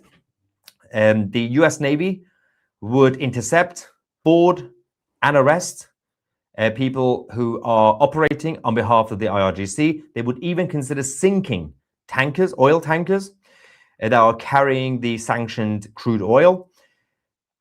And things could completely kick off. Before you even get to the Iranian territory, you might actually have a massive hot conflict right outside, literally in the Persian Gulf, which could actually make things easier, which could easily distract most of the military resources from Tehran to go to the south, and then you could hit everything else. Because while the actual territory is important for the Islamic occupation, obviously, if they lose access to the Persian Gulf, Strait of Hormuz, and the oil, it's over before it even starts. But people on the ground in Iran are still waiting. They are still mourning the deaths of their loved ones. We have another video, this time of yet another Iranian, brave Iranian, who has now been murdered. Majid Farnia, who was killed recently on the streets for protesting for a free and democratic Iran. He recorded a video before he left the house that night. He said, I'm going to the protest so the future generations know that freedom demands sacrifice. Let's quickly go to Majid and see what he had to say. یه فیلمو میگیرم دارم میرم بیرون، نه برای خودم، برای پسرامون، برای آیندگان، بدونن شاید هیچ کاری نکردیم براشون، شاید زودتر از اینا به قدم برمی‌داشتیم، ولی برای آزادی و جان داد. دیر و زود داره، سوخت و سوز نداره. بابا، مادر، خیلی دوستتون دارم. نمیدونم چه اتفاقی میفته، نمیدونم چی میشه. داداش، آبجی، خیلی دوستتون دارم. خیلی. جاوید شاه. He's no longer with us, Majid, like many others, but the fight continues. Never give up, never surrender. Although at this point, for the Iranian people, they don't really have a choice. There's no point to even return, because you can't return to even surrender. The actual Iranian people can't even surrender because there's nothing to surrender to. There is no regime to surrender to. There's no stable government to surrender to. There is no economy to surrender to. The system has fallen. They are just refusing to accept inside the Islamic occupation. Today, we can confirm over the last few hours that the currency in Iran, the rial, has once again gone even lower. Who thought it would be possible? It's now reached 1.6 million to per one US dollar. Yesterday, or 2 days ago, it hit rock bottom when it hit 1.2, I think. Again, let's not forget, it was 800,000 when the uprising, which was the spark of the uprising, and that was about a month ago, right? 800,000 brought down the economy, brought down the financial system. It's now 1.6 million. This has been doubled. It's crazy stuff. But Lindsey Graham is back out again, and he did an interview. He mentioned something very interesting, because while the economy in the Islamic occupation of Iran is not doing well, one business, one industry is going to be very busy. It's going to be making a lot of money. In case you don't know, it's the business of 72 virgins. He's told this regime it's time for a change, quit killing you people. They're continuing to kill their people. He told the protesters, keep protesting. That's his Ronald Reagan moment. Help is on the way. I believe him. So if you're in the 72 virgin business, I think business is going to be good if the Ayatollah keeps this up. The people of Iran could be our friend, but the Ayatollah will never be our friend. I just can't. He's right. Where is the lie? Where is the lie? Anyway, every now and then when there is a new song, we have to keep you guys, they boost the spirits, the morale. It's doom and gloomy. We have to stay focused, keep calm, and carry on, right? If you guys remember the Hassan Nasrallah song, the former leader of Hezbollah in Lebanon, Mr. Potato Head, there is now a new version for Khamenei, Get Out Khamenei. Let's quickly go to that. Hopefully we're not going to get copyrighted. Watch this. English subtitles.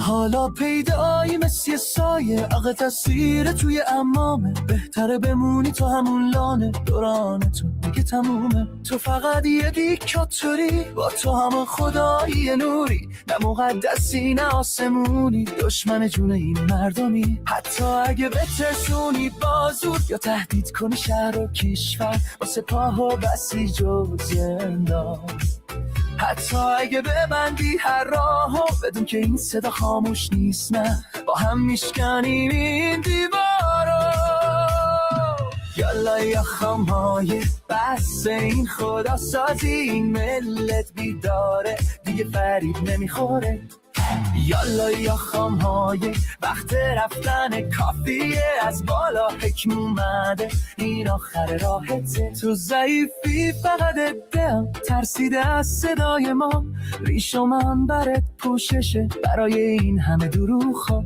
از آزادی وحشت داری از زن از زندگی از شادی ندیمون نه اعتقاد فقط قدرت و فساد حتی اگه بترسونی بازور یا تهدید کنی شهر و کشور با سپاه و بسیج و زندان حتی اگه ببندی هر راهو بدون که این صدا خاموش نیست نه با هم میشکانیم این دیوارو یالا یا خامهای دست این خدا سازی این ملت بیداره دیگه فریب نمیخوره.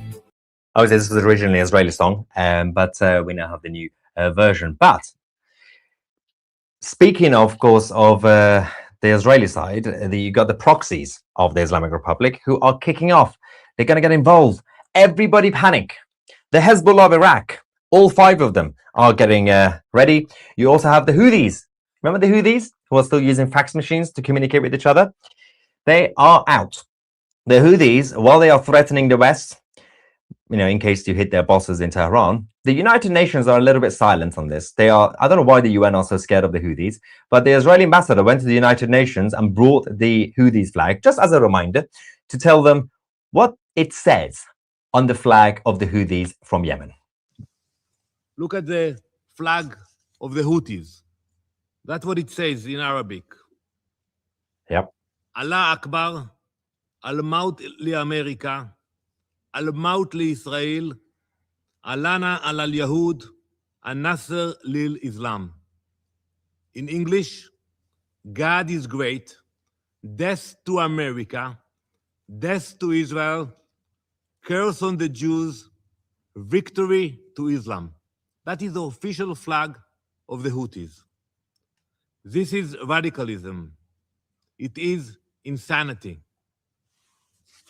Slightly, yeah. But, of course, when it comes to the United Nations, you can't really expect logic or reasoning. Now, let's quickly go to the flight radar on a live map, because there's something. Oh, it's gone again. Every single time they just disappear. There was a jet. There was something up here that's just gone again. That's the same place where the fighter jets have taken off in Iran, near the border of Iraq. That's Qatari, isn't it? I am so good at this. Yes, it is Qatari. I'm becoming an expert of the codes. Anyway, so you got the Americans down here, and not much is happening around over the skies in Iran in terms of the military and government activities. A lot of aircrafts down here. Trying to see if we have the US ones anywhere. Nope. That's the UPS. We don't care about the cargo stuff. But we'll keep an eye on the rest. Let me just get rid of a cargo, because that's just... There we go. There we go. We just have that little one, which is the Qatari Air Force, Emiri Air Force, and it's now disappeared. That's good to know. But while we are here, we're waiting for more updates.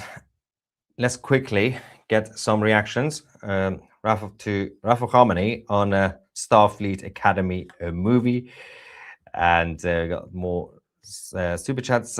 What's this? Do you think the IRGC will just posture until it happens, then surrender like the Iraqi army in 1991 and 2013, or will they fight? So they will fight, but the problem with the Islamic Republic is they have two sides. You got the IRGC, the Islamic Revolutionary Guard Corps. They have their own military.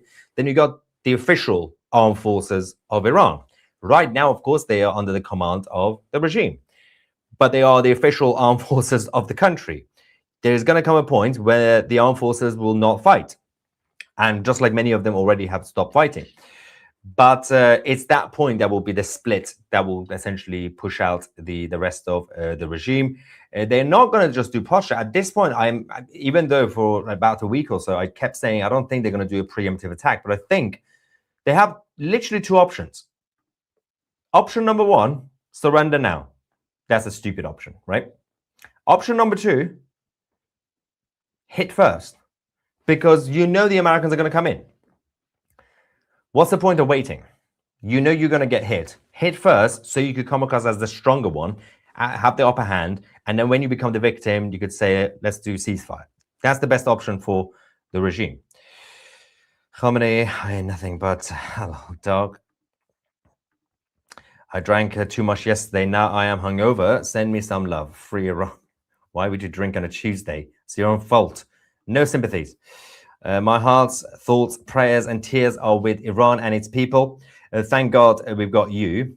Join 2C TV, everyone. It's a fantastic investment. Only money well spent. Well, that is a very, very good point. And everybody should listen to this lovely person. I forgot what it's gone now.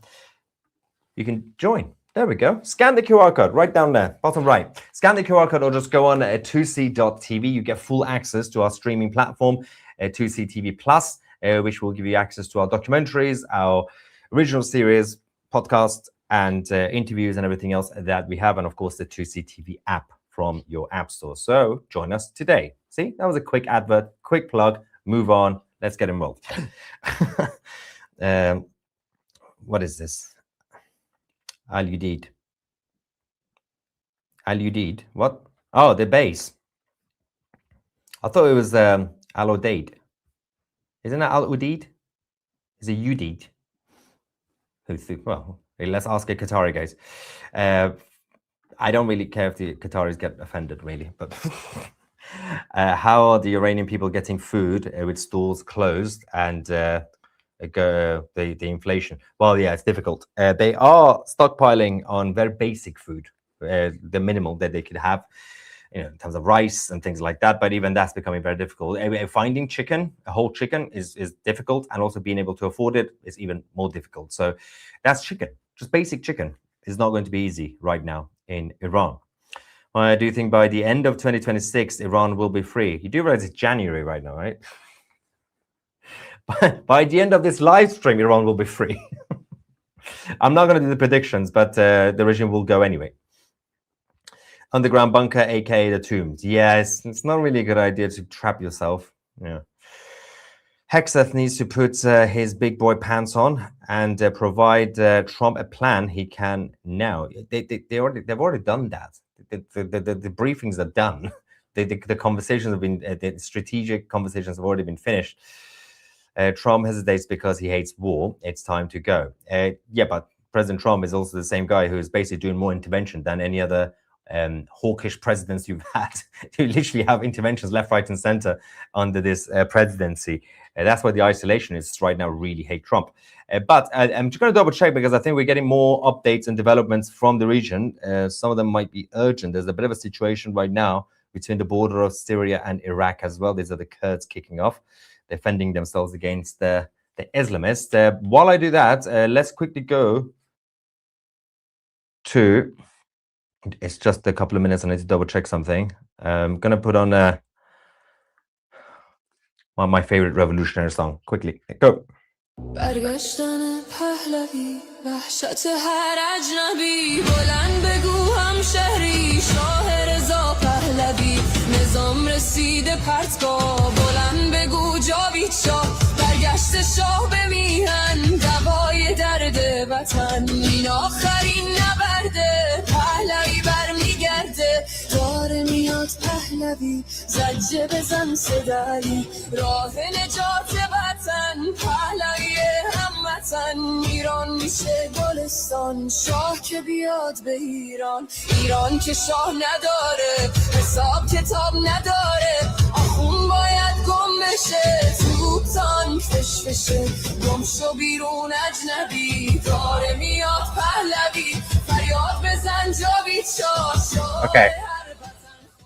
So there's a bit of a situation right now because after the deal that was rejected by the Islamic Republic earlier on, which was a surrender deal, why would they accept it? As I guessed, President Trump managed to corner them, the regime. There are now two options that are being considered.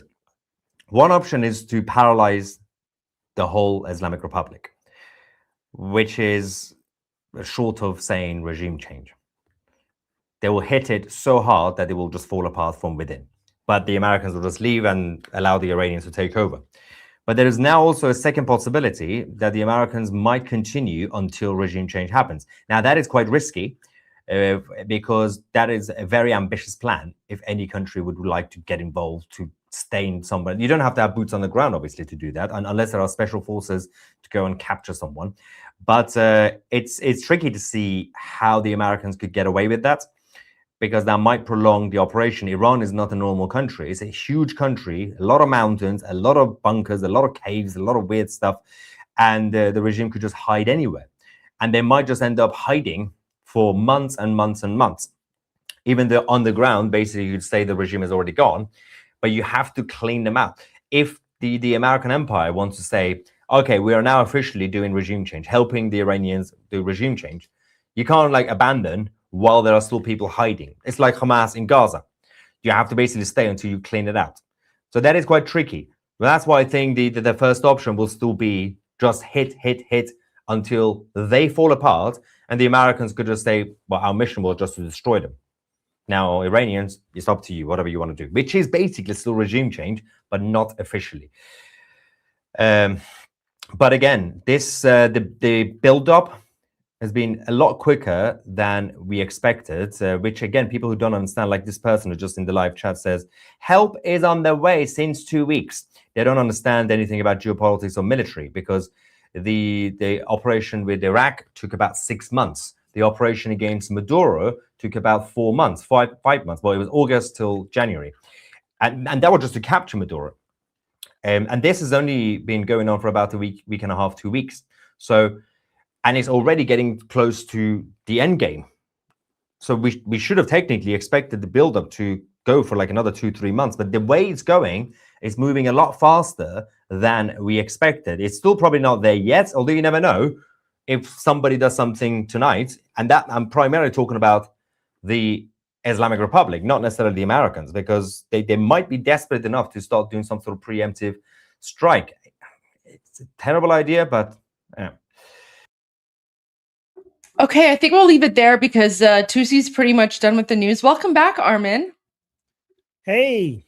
How are I missed you? you. Good. How are you? Good. So, guys, everyone put a cat emoji in the chat for Armin. But don't tell him what it's about. Armin can't know. Cat Everyone, emoji. everyone put a cat emoji. Why is a cat? Like the Persian cat, maybe? Or the cat for Iran? For the map of Iran? Looking like Well, a cat? we just went over some really important information, but you weren't here, so you missed it. So everyone put a cat emoji for Armin. Armin doesn't guys, see now we have an inside joke, Armin, not just on my channel, but on your channel. So there you go. Oh, There right. you go. Wow, you're right. On the Atheist Republic chat, people are... Wow, you guys are not going to share with me? Am I going to know? Should we tell Armin? Should we tell Armin what happened? Wow, you turned my own chat against me. No, I didn't turn your chat against you. We just Amir's saying no, we shouldn't tell you. Not yet. Amir, does somebody ban Amir from the Atheist Republic chat, please? Thank you. Amir's saying let's have at least one inside joke. All right, okay. Sorry, Armin, we won't tell you yet. Whenever the chat agrees, we'll tell you. But until then, we were just having a little bit of fun. We were just having a little bit of fun while you were doing your discussion group. How'd your discussion group go, by the way? It was really good. We were talking about how Iran is going to be after the fall of the Islamic Republic, the position of Islam in Iran after the Islamic Republic, how are we going to deal with the remaining radicals, stuff like that. Yeah. So wow, it was pretty good. Yeah.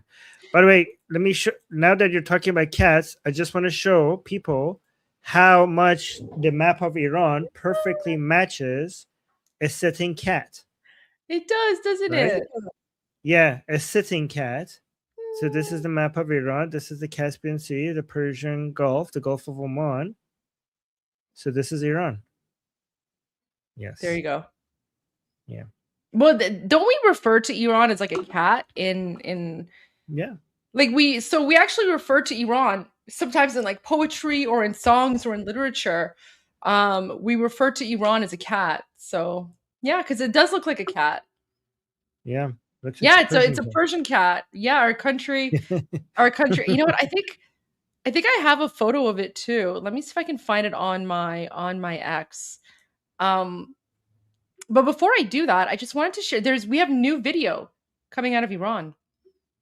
Yeah, I downloaded some of them, but let's watch yours. Oh, yeah. This one? No, I have some Manitobans. This is Iran International. Okay, so this is Iran International. Video has arrived that shows a group of people in Tehran on Wednesday, January 28, were chanting slogans in support of Prince Reza Pahlavi from inside their homes. So guys, when we tell you the revolution is still on, this is what we mean.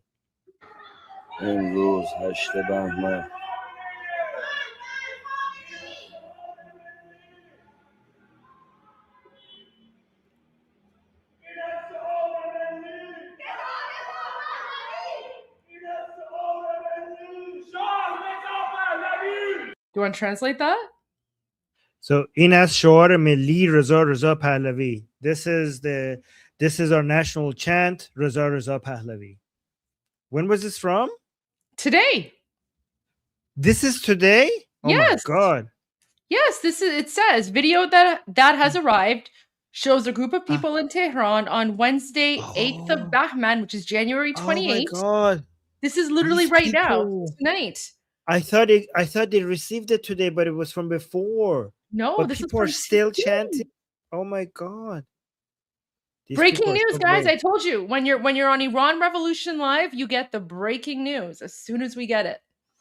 You want to hear that again, Armin? Yes.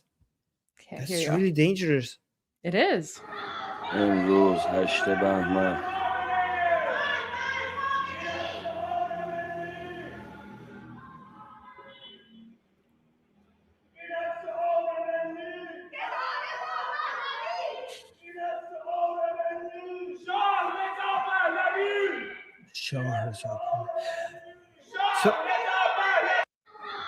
So guys, the reason why this is like, we might think like, Armin, why is this dangerous? Like, didn't we have like so much of this before? The reason why this is so much more dangerous is because the regime is now on full martial law mode, looking for anybody that might be daring enough to continue chanting to just come in and just execute on the spot, right? So the situation right now is very, very tense, and security forces are everywhere watching everything. This is why this is so brave at this moment. Oh, you have this. Isn't it so cute? Yes. So guys, we compare Iran because Iran kind of looks like a cat, right? So there you go. Yeah. This is like one of the cuter ones that I found. The Persian cat. The Persian cat. There you go. So, but yeah, no, that's a big deal. It's a big deal because we've seen footage where people who are chanting slogans like that from their balconies, right? They are they're being shot at. Yeah. I mean, if you ever have time, I have some things. I have a lot of time. Let's go to your videos, please. Well, okay. I've So received this some one, new cities as well, so I'll go over the new cities in a little bit. But I want to go to your videos first because I'm still getting a whole bunch of emails. So this response. Remember, we showed you guys Shamkhani, Ali Khamenei's advisor, come out and saying, basically threatening America and saying that. Well, let me actually translate this one for people who weren't here, right? So Ali Shamkhani is saying a limited strike is an illusion. Any military action from America, from any origin and at any level, will be considered the start of war, and its response will be immediate. Hashtag all out, weird hashtag, and all out, immediate, all out, and unprecedented targeting the heart of Tel Aviv and all supporters of the aggressor. Right, so this is Ali Shamkhani. This is one of the highest, most important officials in the Islamic Republic. He's also very famous for knowing how to bypass the sanctions, how to get oil to China, and basically find loopholes in the sanctions against the Islamic Republic to sell the oil. His son actually is an expert at that, right? But somebody responded to him, and this was being shared a lot. This is a perfect response. This is by an Iranian. Saying, let me see if the grok saying, didn't you say all the deaths were caused by Mossad agents? I beg you, please bomb Israel and the American bases in the region right now to avenge the blood of Iranian martyrs. You go first. So I don't know if you guys understand the joke here. This guy doesn't want Israel to be bombed. Their understanding is that if they try to attack Israel, that would basically start the war, and basically it would be the Islamic Republic that would fall after they respond. So he's basically calling their bluff, saying, didn't you guys said like the Mossad agents have killed thousands of Iranian people? Like, are you just not going to respond to that? Like, go ahead and respond. Like, what the hell? So daring them to go to respond so that they could actually get Israel to actually respond to them. Right? So yeah, trying to bait them. Exactly, trying to bait them. Let me see. There was so Tommy posted this. I think a lot of people would appreciate this, saying the difference between the Free Palestine mobs and those protesting for freedom of Iranians. So let's watch this video showing the difference between the crowds.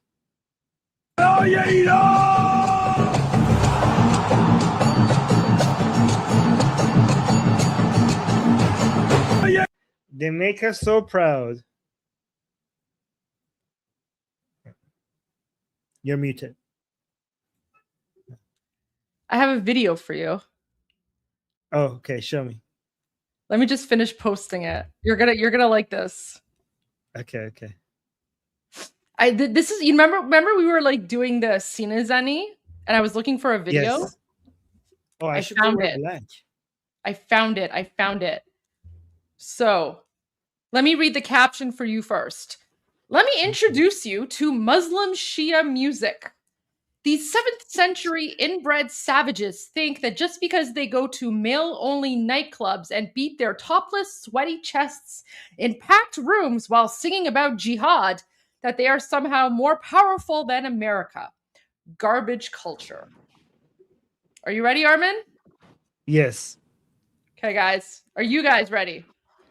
So these are the people who think that they're going to oh, is this Islamophobic? I don't care. You think I care? Oh yeah. Hopefully. You're literally singing about jihad and war. دنیا شده آماده یک جنگ جهانی فریاد شیاطین جهان خان یهودی بیرون زده از حنجره شاه سعودی بیرون زده از حنجره شاه سعودی تکفیری و وهابی و داعش شده همدست اینها همه زیر سر شیطان بزرگه تا روح خدا در دل این خاک دمیده تا روح خدا در دل این خاک دمیده دشمن به خودش یک شب آرام ندیده دشمن به خودش یک شب آرام ندیده کم کم همه جا میرسد آوای حسینی بین المللی میشود این ارث خمینی آرام و قرار همه کفر به هم خود بیداری اسلامی دنیا چراغم خود با ما سخن از جنگ مگو ما که نمردی ما پاسختان را به دم تیغ سپردی از منطقه ما حذف شده واژه تسلیم در شام و عراق و یمن آماده جنگی در شام عراق و یمن آماده جنگی در امر حاصل بابیل ببارد هر قلب تلابی که سجیل ببارد فردا که دم حیدری از کعبه براید فردا که دم حیدری از کعبه براید دوران معاوی صفتها به سرایت این پرچم شیعه است که بر قله دنیا هر کس علی دم بزند هموطن ما یا حیدر کرا. There you go. Okay, Goldie, this was so good. You know why? Know. Because it included so much of what we've been talking about. It included their entire jihad, Durka, Allahu Akbar nonsense. Guys, do you now understand when we say that we are literally occupied by Muslim Nazis? Do you now understand? Literally Muslim Nazis, every single one of them. That entire like gay Muslim nightclub, we need like a boom, boom, boom, boom right there in the middle of that. So Goldie, can you show the last few? There's so many good points in here. Armin, that you could highlight, I know you want to translate the whole thing. So I'll send you the video link. You can translate the whole thing. Here, let me. This is so educational. This is so educational. It is, honestly. Let's be fair, though. It is. Okay, let me send you.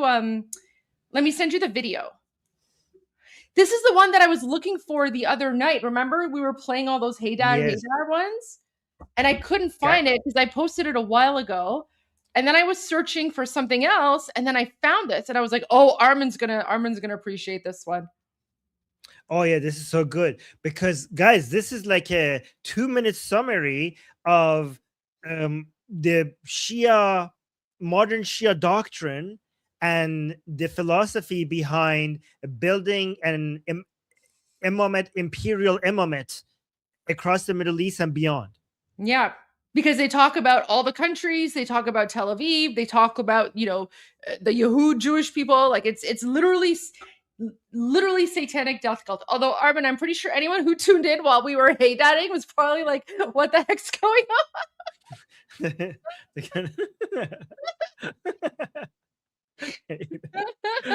Oh god, this is. I mean, such you a guys know, good you guys stuff. know we're making fun of the hey dads, but it's literally satanic, guys. I'm telling you, literally satanic. And remember, these are the Muslim Nazis who are murdering Iranians in the street right now, right? So there you go.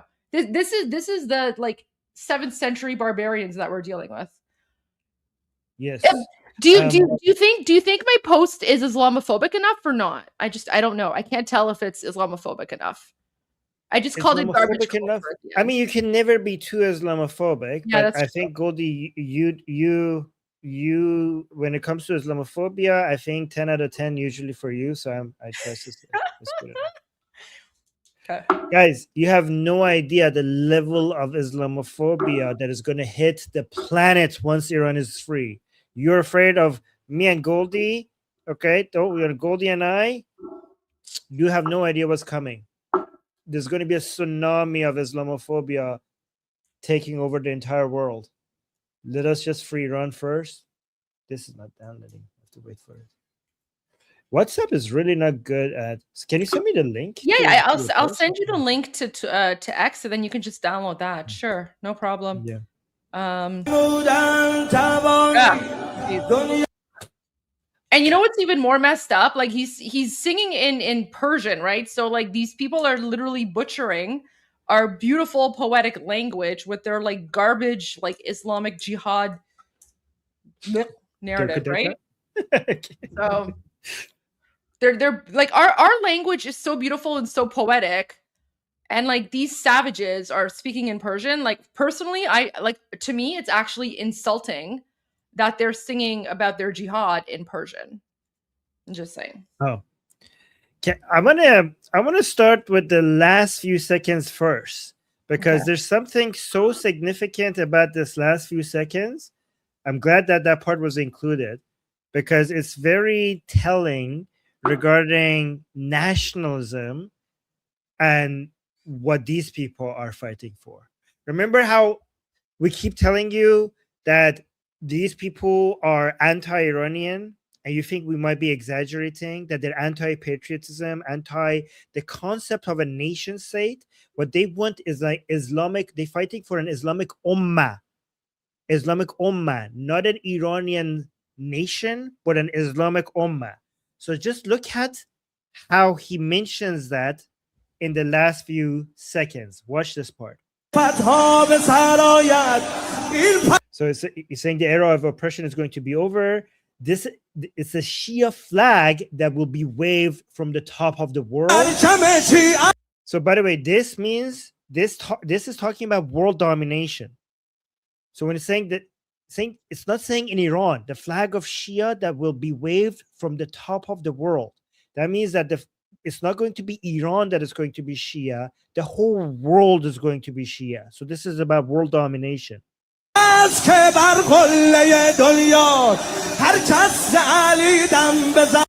Here, this part. Anyone who follows Ali is our compatriot. Okay? It doesn't matter if you're from Iran. It doesn't matter if you're from Iraq. It doesn't matter if you're from United States. It doesn't matter if from Lebanon. It doesn't matter if you're from South Africa, Japan. If you are a follower of Ali, you are our compatriot. You guys understand how this is an imamat ummah, an ummah leading by not a caliphate. A caliphate is Shia, guys. So a caliphate is Shia. This is the concept of an ummah led by an imamate. Exactly. Somebody's saying pan-Islamist. Exactly. Yeah. This is pan-Islamism. This is pan-Islamism. This is basically rejecting the concept of a nation state, rejecting a concept of our compatriots being our fellow countrymen, like Iranians. This is basically rejecting the ideas of the borders and having a global community of Shia Muslims. Well, this is anti-patriotic, anti-nationalist. Yes, this is anti-Iranian. Yeah, well, Armin, this ties into why all of the non-Iranian Muslim savages are supporting the Islamic regime, right? Because it's the pan-Islamist, right? This is why Hashd Shabi and Fatimiyun, Hashd Shabi from Iraq, Yeah. Zainabiyun from Pakistan, and Fatimiyun from Afghanistan. And the are not considered. Palestinians Yes. also support the Bangladeshis, right? Like all these like garbage, like 7th century savages support the Islamic Republic because of this whole pan-Islamism. They all consider themselves part of their like garbage ummah. Yes. So for some people who might consider, like some of you might say, like, well, the Palestinians are not Shia. They don't follow Ali. So how are they part of this? This is for the Islamic Republic. This is a multi-layer battle.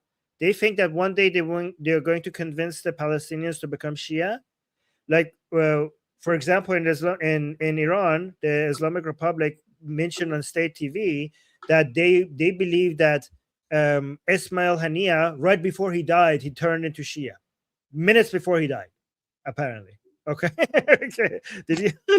So and the Palestinians support the Islamic regime, even though they're Sunni, because they're literally like the prostitutes of the Middle East, and they'll support whoever pays them. And because the Islamic regime funds their jihad and funds their terror, the Palestinians wave the Islamic regime flag. So they're literally the prostitutes of the Middle East. Prostitute terror. Both. And the guys, here's the problem with trying to dominate the world with Shia Islam. Shias are a minority of Muslims, right? So this is why the Palestinian cause is so important to the Islamic Republic, right? So imagine having the dream of dominating the whole world, but you can't even dominate the Islamic world because most Muslims reject your ideology because you're Shia, not Sunni, right? So this is why the Islamic Republic needs the Palestinian cause as a way to get united with other Muslims. Without the Palestinian cause, the Shia rulers would not be able to find a cause to get Sunnis backing a Shia ruler. That's the hatred for Jews. Jew hatred is the ultimate unifying factor and helps you make Sunni Muslims move past the point that you're not even Sunni. I mean, some Sunnis refuse to look past that, but it helps a lot. It helps a lot for you to get a lot of Sunni support, even though you admit that you want to at some point destroy all Sunni rules. You say that, right? By the way, you notice how anti-Saudi they are as well. Let's go through the beginning, through the whole thing from the beginning. So it's saying terror, corruption, and hypocrisy are united against us. The world has made itself ready for another world war. By the way, this whole world war talk.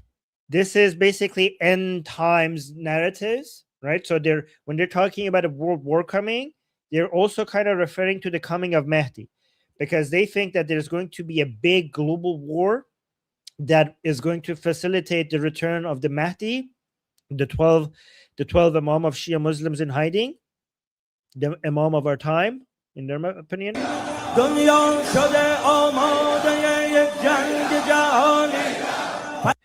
We hear the shouts of the world-eating Jews. We hear the shouts of the world-eating Jews. So world-eating Jews is the idea that Jews are basically destroy everything.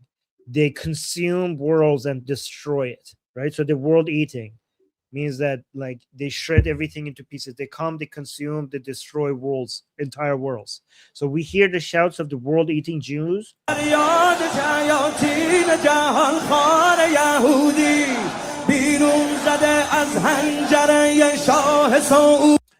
from the throat of the Saudi king, right? So they believe that the Saudis are Zionist puppets. So they think that the Jews are scheming, right? Like the Jews are very secretive. They would not say their own agenda always.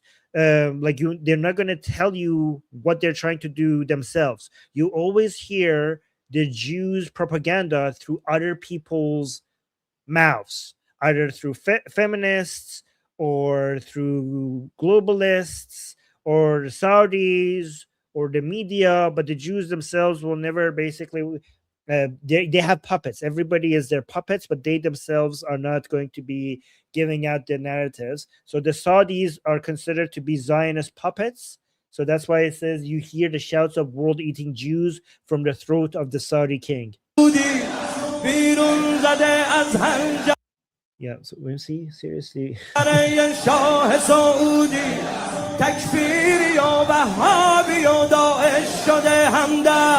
So it's saying the Takfiris, the Wahhabis, and Daesh have joined together. So this is basically anti-Sunni. Okay, so the Islamic Republic is anti-ISIS, anti-Wahhabi. Takfiris are basically the same. The name they give Al-Qaeda and ISIS and all these Sunni groups. So they're saying, by the way, for the Islamic Republic considers ISIS and Wahhabis to be the Zionist version of Islam. So the Wahhabis, the ISIS, Al-Qaeda, these are all created by Zionists, and they're not real Islam. They are all puppets of the Zionists, in their opinion. Oh, all of this combined. So the Zionists and the Wahhabis and all of these groups, all of the world evil, the head of them is the great Satan.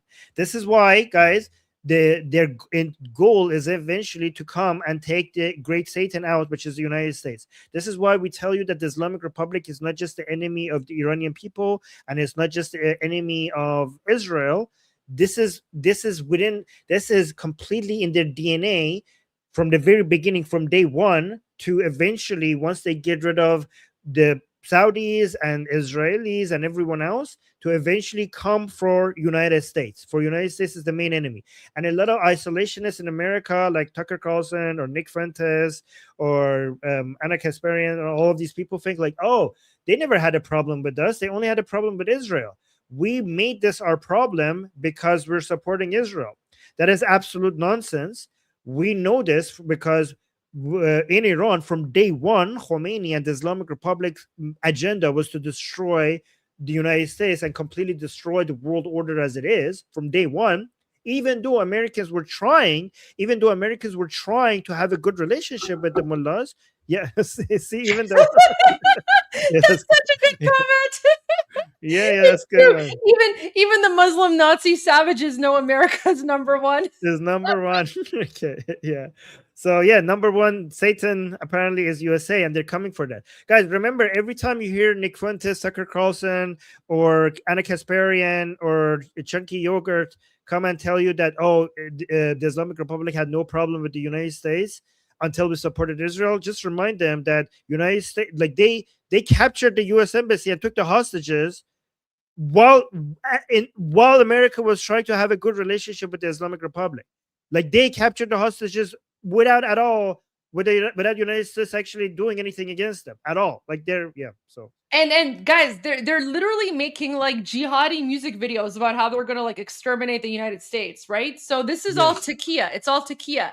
On one hand, they're like, oh, we have, it was like that Pizishkian interview when he's like, guys, so when we say death to America, we don't actually mean death to America. Remember that with Tucker Carlson? Yes. We mean kill them with love. Kill them with kisses. But this is who they are behind the scenes, guys. Now you know. Yes. Wait. And now you know. And now you know.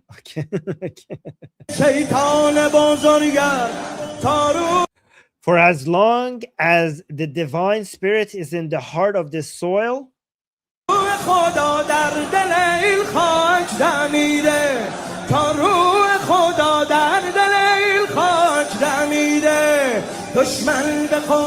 our enemies will not be allowed to sleep a single restful night. Wow. Sure, buddy. Sure. Say, basically, the summary of that is that as long as God is on our side, our enemies are shaking in fear. So the United States, Israel, and the Saudis, they're all having sleepless nights for as long as we have God on our side.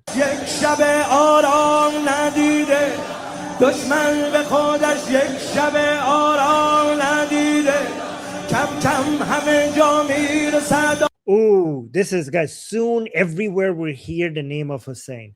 This is why you should always be at the lookout for the name Hussein.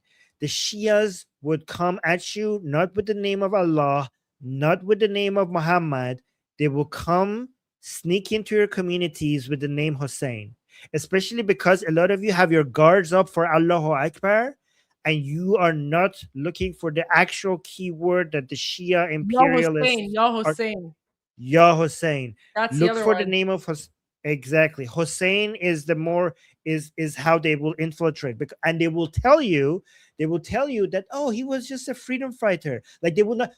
This is what Shias would do when they come to Canada and United States and the UK. They will create institutions all with the name of Hussein without mentioning anything about Allah. They will talk about this hero, this legendary hero who fought against oppression 1400 years ago. And sometimes they wouldn't even tell you that this is Islamic. So be at the lookout for the name Hussein. Hussein was a terrorist. Yazid did nothing wrong.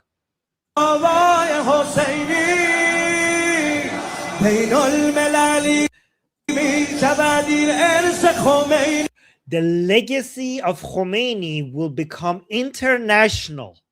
International. Sure. Remember, Khomeini is the guy. He's the inbred Ayatollah that founded the Islamic regime, the one that France brought back to Iran. And Khomeini actually wrote a lot of very disgusting books where he spoke about how it's okay to have intercourse with babies.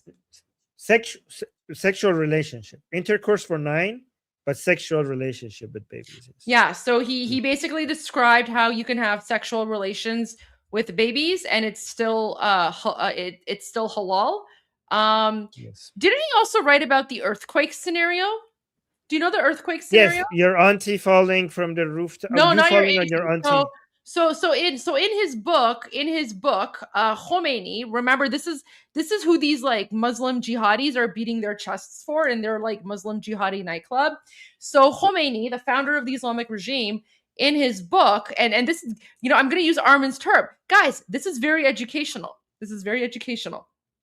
So Khomeini, in his book, he wrote about a scenario where, let's say you're on one floor and your aunt is on the floor beneath you, and then suddenly there's an earthquake, and the earthquake causes the floor to crack, and you fall from the second floor onto the first floor.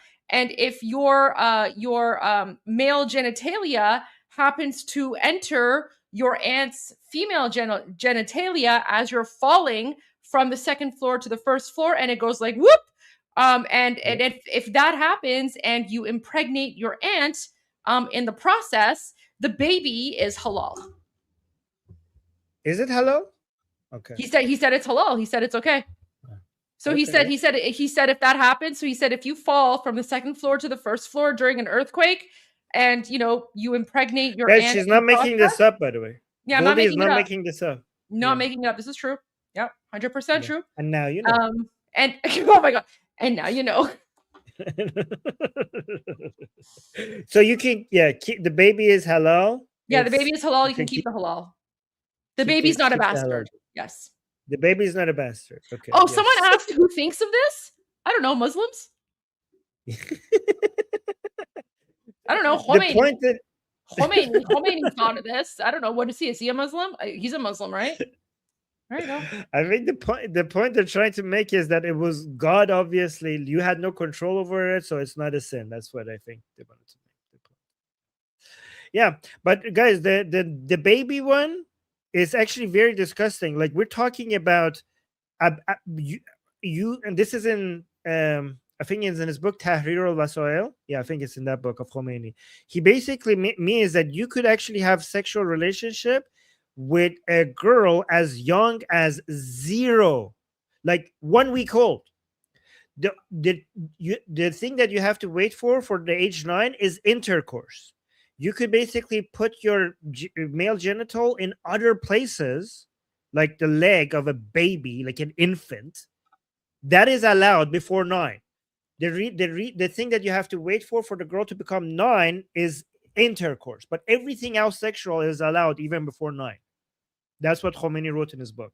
And that's what they're chanting about here. The legacy of Khomeini. They're talking about these things. This is the legacy that they want to make international. Yes. Right? Yes. Yes. And by the way, guys, this is like the Islamic Republic still publishes that book that Khomeini wrote this in with the stamp of approval of like the Ministry of Islamic Morality, and it still gets published to this day in Iran with that teaching in it. Yes. Look at this comment. Wait, when you said the world eating Jews, I thought the world was eating Jews, so I licked my hand and wanted to say it was too salty, and I don't recommend. Good to know. Good to know. Oh my gosh. Well, now that you know what the real meaning is, can you tell us what the world tastes like, given that you're eating it? Yeah, let us know. Give us a piece or something. Wait, somebody put like a wait. Where is this? Oh my god, it passed by. Oh, Jewish Samantha. This is good. You know what? As we say in Persian, Nusha Jan. Nusha Jan means bon appetit. Nusha Jan. Okay. All right. So the legacy of Khomeini will become international. Okay.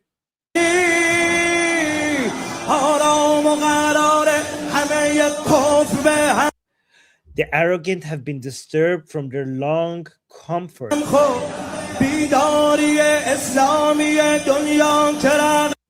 What the wait, I think the translation here might have been wrong. Let me actually listen to what he said.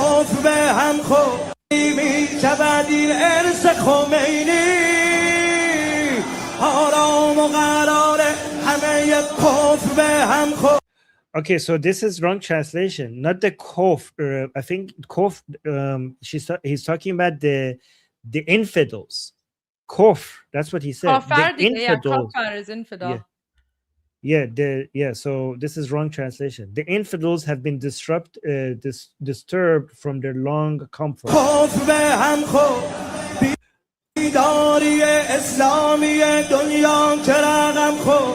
Yeah, so basically the entire infidel world, meaning non-Muslims, they're losing their comfort because of the global Islamic awakening. Guys, please keep noticing how it keeps talking about international, global.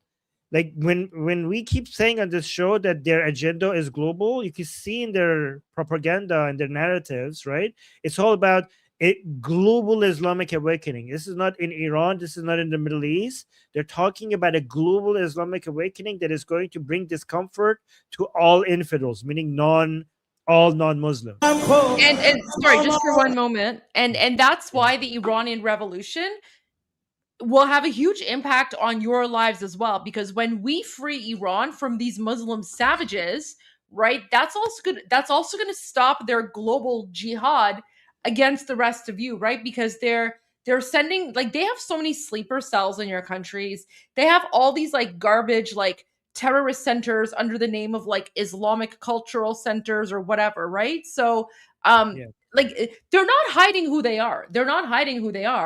And so this is why I'm so grateful that all of you are here and all of you are supporting us, and you're supporting Iranians in overthrowing the regime and reclaiming our country, because this does not stop with Iran, right? They're using Iran as like their base for funding so that they can fund their global jihad around the world.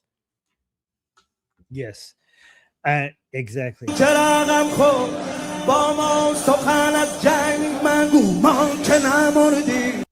So the translation is a bit wrong. He's saying, don't talk about war. We're not dead yet. I mean, I am appreciating he's saying that, because hopefully we could change that for you soon.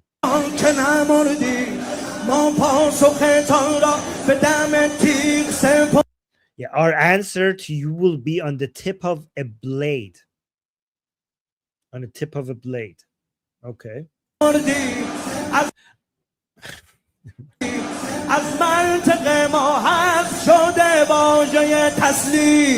I think the concept of surrender has gone for our minds. Basically means that we don't know what surrender even means.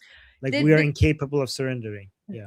This is also the ideology of the Islamic regime. So when we tell you that you cannot negotiate with the regime, when you see the regime is constantly threatening the United States, even though like everyone knows you cannot beat the United States Army, but you're seeing these 7th century savages who are like, oh, if Terab does anything, we are going to, you know, like, I don't know, Maduro him, or, you know, whatever like jihadi nonsense they put out. It's because this is literally their thinking. This is their ideology. Yes. Yeah, exactly. This is why we keep telling you on this show that they are incapable of surrendering. They're incapable of accepting the terms of Trump because the terms of Trump on the terms on the table are not terms for negotiation. They're terms for surrender. And the Islamic Republic is incapable of accepting surrender because these are the Islamic Republic followers. These are the followers of the Islamic Republic. These are the only people who keep supporting the Islamic Republic, and any form of surrender will mean that they will lose their last remaining base of support, and that would bring them. Even if the United States and Israel and the Iranian people, even if they don't end the Islamic Republic, then these people will. Look at this, guys. Look at this. They keep saying America, what, like Americans shouldn't meddle into our internal politics. Look at this. They keep saying, like, why is America meddling in our country? This is our own internal affairs. While they're singing about meddling in Syria, Iraq, and Yemen. Yeah, because they've colonized all those countries with their Islamic terrorists, right? Their proxy groups. Yeah. Yeah, this is by the way, this is before Assad fell. Okay. So this was at the time when they were so proud of their Shia empire beyond the borders of Iran. They're basically Shia crescent, you know, Lebanon, Syria, Iraq, Yemen. They considered that all to be their territory, and they thought that they're surrounding Israel. If you look at the crescent, they were surrounding Israel and Saudi Arabia. That was the whole point of the crescent. From you go to Yemen, and then you have Iraq, Lebanon, and Syria. Sorry, Iraq, Syria, and Lebanon. They thought that Saudi Arabia, which they consider to be Zionist puppet, and Israel together were being surrounded by the Shia crescent and ready for the final attack. Well, now you lost Syria, Iraq. We have to see. Well, I mean, you're dying yourself anyways. They lost Lebanon as well. Yeah, so saying in Syria, Iraq, and Yemen, we are ready for war.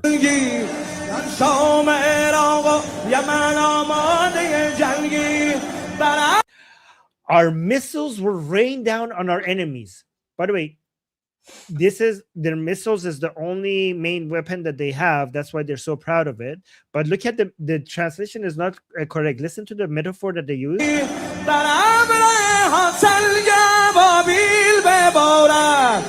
Ababil, guys, correct me if I'm wrong. This refers to the Quranic verse where the enemies of Islam were attacking on the elephants when they were attacking the Kaaba, and the birds came with stones and they dropped the stones on the army of elephants, and all the soldiers and the elephants died. So he's comparing the missiles of the Islamic Republic to the army of birds that drop stones on the enemies of Islam in the Quran. So that's what he's comparing that to. So he's using a metaphor.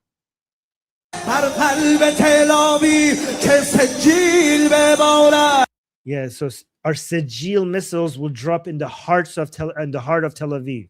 By the way, this is an admission to you wanting to kill innocent civilians, like heart of Tel Aviv. So this is basically an admission in support of human rights violation. They're not talking about like military bases. They're not talking about like attacking military bases. They're talking about the heart of Tel Aviv, where individual civilians live. Yeah, okay, so Muhammad is in chat saying, yes, it's in Surah Al-Fil. Yes, the chapter elephant in the Quran. Surah Al-Fil is the chapter elephant. So in the Quran, yeah, the Quran has a chapter called elephant. So it's in Surah Al-Fil. That's what he was referring to, that chapter of the Quran, the story of the Kaaba. The Kaaba was surrounded. So there were the enemy. Well, actually, yeah, there were this army that was trying to invade Kaaba, and they had like a whole bunch of elephants riding. By the way, elephants in Saudi Arabia, that shows that the Quran is fake. Elephants wouldn't last half an hour. An army of elephants in Saudi Arabia, they will die within half an hour in that drought. Okay, but this shows that the Quran is fake. But the story is like it was people riding elephants coming to try to destroy the Kaaba, and all the soldiers died except one soldier, so that that guy could go back and tell what happened. So yeah.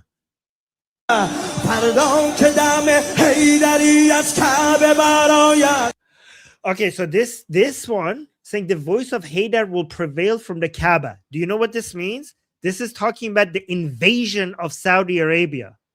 So he's saying the shouting of the voice Haydar will prevail in Kaaba. This means that we will invade Saudi Arabia. The Shias will invade Saudi Arabia and capture Saudi Arabia, because Haydar is basically Ali. Haydar means lion, which they refer to as Ali. And in Kaaba, you finally be able to say Haydar, Haydar in Kaaba. That means that we will actually, one day we will bring the Kaaba and Saudi Arabia back to the fold of real Islam, which is Shia Islam.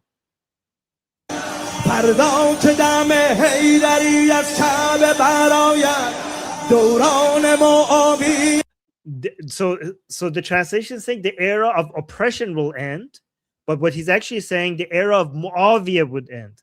Muawiyah represents oppression in their mind. Muawiyah was Yazid's father, and he was the best ruler. Okay, he was the best ruler. He wasn't even Muslim, guys. He wasn't even Muslim. Read this book by Robert Spencer. Did Muhammad exist? Muawiyah was, I think he was a Christian. Okay, Muawiyah was not, and Muawiyah was, yeah. Sorry, someone's saying Tel Aviv is where the U.S. embassy is located. I thought they moved the U.S. embassy to Jerusalem recently. Jerusalem, yeah. Yeah, they moved it recently to Jerusalem. But to be fair, though, maybe when the song was made, the U.S. embassy was in Tel Aviv. So who knows? No, yeah. But I don't think it's referring to the U.S. embassy. They're referring to just murdering Jews in general. That's what they're referring to here when they're referring to the heart of Tel Aviv. Yeah. And it was moved there in Trump's first term. I think so, right? Yeah. So, guys, remember, so remember this. Muhammad, the prophet, okay? His daughter was Fatima. Fatima married Ali. Ali was somebody who lived with Muhammad his entire childhood. He's supposed to be also the first Muslim, okay? And then, actually, the first Muslim is Khadija, the first male Muslim. And then we have Ali and Fatima married each other. They had two sons, Hassan and Hussein. Okay, so when Muhammad died, the first Khalifa was Abu Bakr, the second Khalifa was Omar, the third Khalifa was Osman. Then Ali became the fourth Khalifa of Sunni Muslims and the first Imam of Shia Muslims. So Ali is the first Imam of Shia Muslims. Hassan is the second Imam. Hussein is the third Imam. The most important people you need to remember in Shia Islam is Ali and his wife Fatima, the daughter of Muhammad. And Hassan is not very important. Hussein, their second son Hussein, is very important. So Ali, Fatima, and Hussein are the most important three figures in Shia Islam. The fourth most important is Mahdi, the Mahdi in hiding. Okay, but when Ali was living, Muawiyah was ruling, and Ali and Muawiyah were enemies. So Ali represented strict Islamic observance and ruling with Islam. Muawiyah was secular and tolerant of different people. He was focusing on economy. He was focusing on prosperity. He was focusing on being acceptance of people with different views. And when Muawiyah was ruling, there was an era of peace. When Ali was ruling, it was all chaos. It was blood everywhere. Everybody was dying when Ali was ruling. So when they say the era of Muawiyah will end, so Muawiyah represents oppression in Shia Muslims, but Muawiyah was actually the best ruler. His son was Yazid, and Yazid was the person who fought against So it's interesting. Muawiyah's son Yazid was fighting in a battle in Karbala against Ali's son Hussein. And Yazid basically effed up Hussein in Karbala and his entire 72 people that were with him. And that's the thing that Shias cry about every goddamn year for 1400 years. But Yazid also was supposed to be a good ruler because he was going to follow his father's model. And Hussein should have been killed because he was a rebel against the legitimate ruler at the time, Yazid. And Hussein wanted to follow his father's model for ruling, which would have brought more war and chaos, just like his father did. So when they say the era of Muawiyah will end, that was literally the best time, the most prosperous, stable time in their history.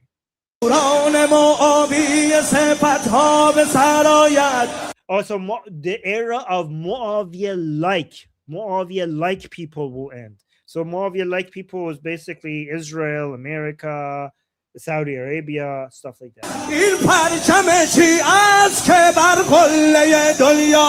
This is the Shia flag that will be waved from the top of the world. Sure, buddy. Sure. So again, guys, this is basically world domination. When they say that the Shia flag, it's the Shia flag that will be waved from the top of the world. This is not Iran. This is not the Middle East. This is the entire world. This is their basically talking about their goal to dominate the entire planet.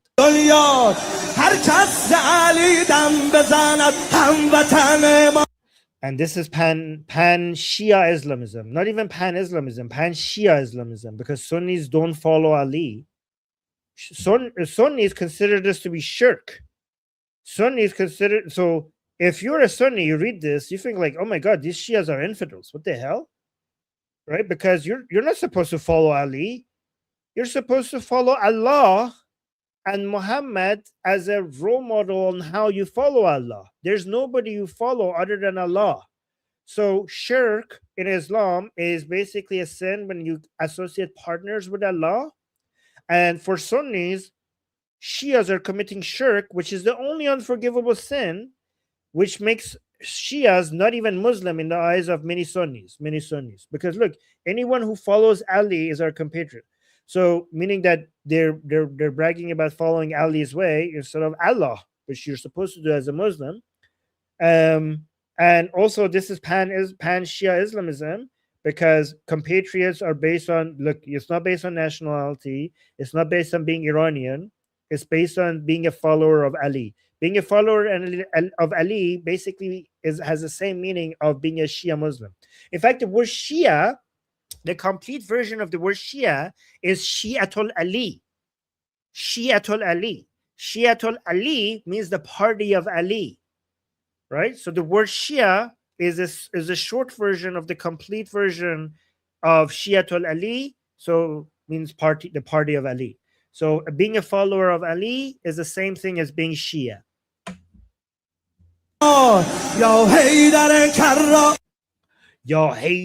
So we will soon write Haydar Karrar, Imam Ali's honorific title. Again, so where would they write this? Oh, Goldie, what do they say after this? Where are they going to write Haydar Karrar? Where are they going to write it? I think they're going to write it on the flag of Saudi Arabia. Ooh, what were they going to say next? Guys, what were we going to say next? We will soon write Ya Haydar Karrar, which means, basically, oh, Goldie, this is Khaybar. Look at this. So remember, there's two words. Oh, Goldie is busy with something. It's muted.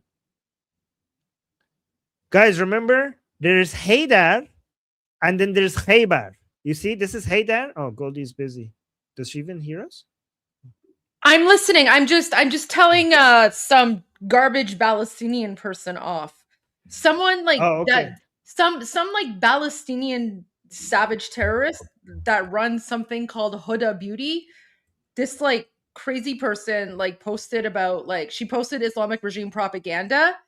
So and then all the Iranians are going after her. So I'm just telling her to shut her mouth and telling everyone to go tell her what they think about garbage Palestinians. I don't understand.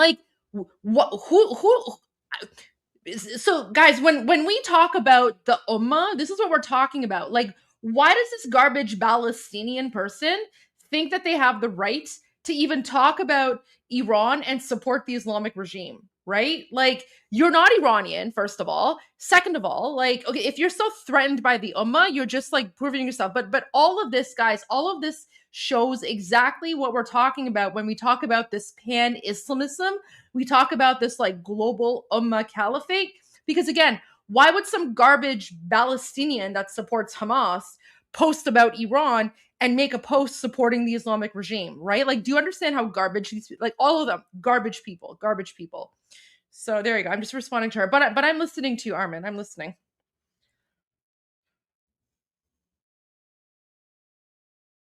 I'm typing in Farsi. I'm like, دیگه نبینمت راجع به ایران صحبت بکنی، فلسطینی کثیف، دهنتو ببند بیشرف.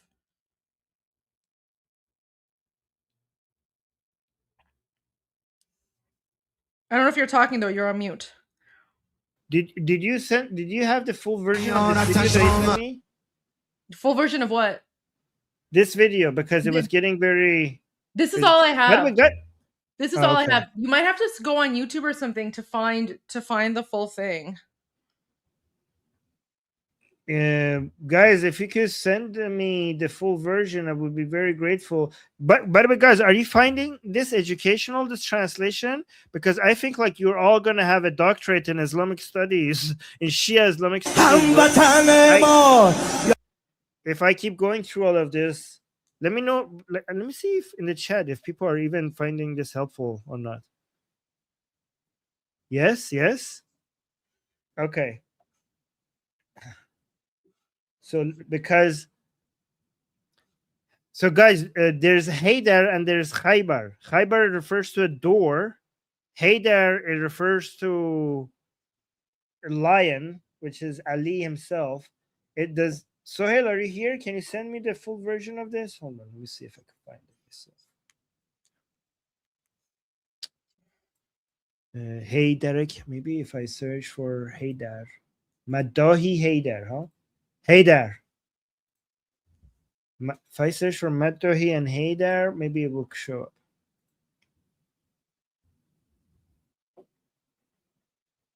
Haydar. I found something else we could go through.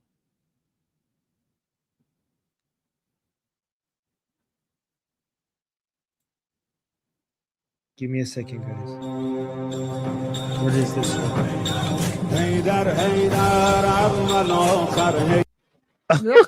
This is good too.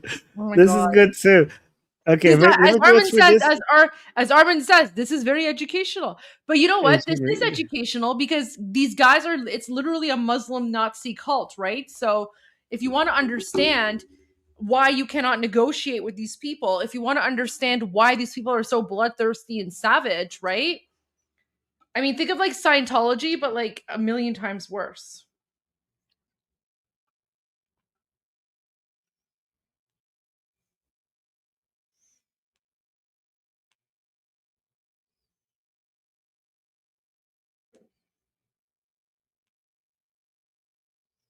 Okay, let's go through this one first. Sorry, I had my mic moved. So, guys, this guy, Haj Mahmoud Karimi, he's very close to Khamenei. This is Khamenei's favorite maddah. So, I don't know if maddah is somebody who sings. What's a maddah? Maddah is basically the people, the singers of this Shia. He's the jihadi beatboxer. Yeah. So Madahi is this type of music, and Madah is the person who sings like this. Okay, so this guy, Haj Mahmoud Karimi, is Khamenei's favorite Madah. Khamenei considers Madahi to these types of music to be a very important part of regime propaganda. He says it, like he doesn't hide this. Like in Khamenei's speeches, he keeps giving directions to the maddahs on what to focus on, because he thinks, I don't know if he knows, but that the young population doesn't follow these anymore. But he thinks like people are like listening to see what the maddah will say to regarding what to believe. So sometimes when he comes to give Khamenei, when he comes and gives speeches, he has these little notes, and he looks at the notes and he tells these Maddah people to what type of songs to make. Right? That's how important. And again, Khamenei loves this guy, and he is very close to Khamenei. So let's listen to this one.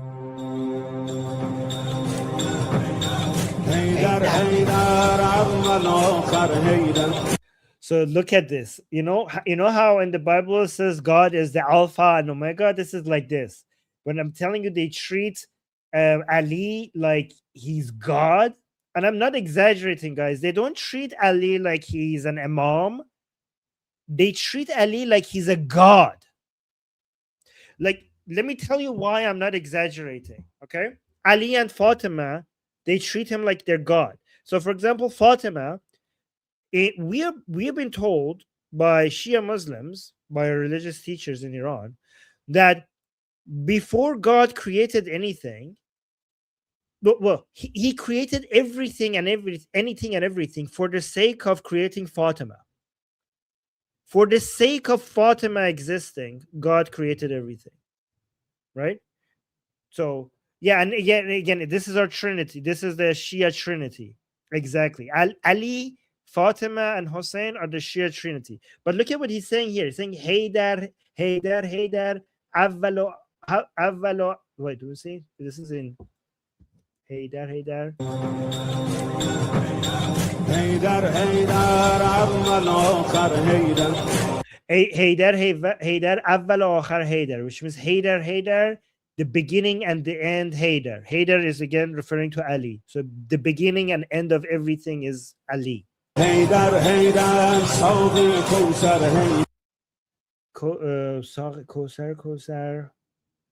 Kosar, Haydar. So what is it? Kosar, Haydar's bullet, Haydar? I don't know what that is. Haydar, hey mazloom Fateh. Haydar, Fateh, Haydar, awwal akhar Haydar. So they're talking about how wronged he, like the way he was a victim. He was somebody that managed to overcome things, but he was also always a victim. Haydar, awwal akhar Haydar.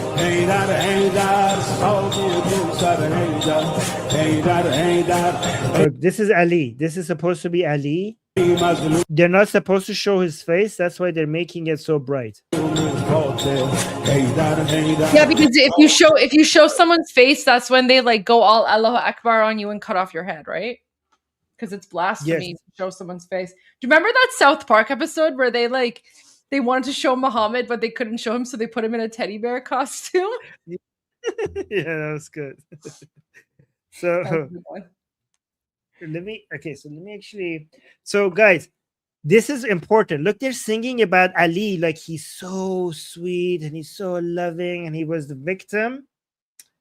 Let me see. So they're blessed. They're talking about Fateh Khaybar Haydar. So he was Haydar, Fateh Khaybar. Listen to this. Listen. So guys, you guys know, Jews in the chat, do you know what Khaybar is referring to?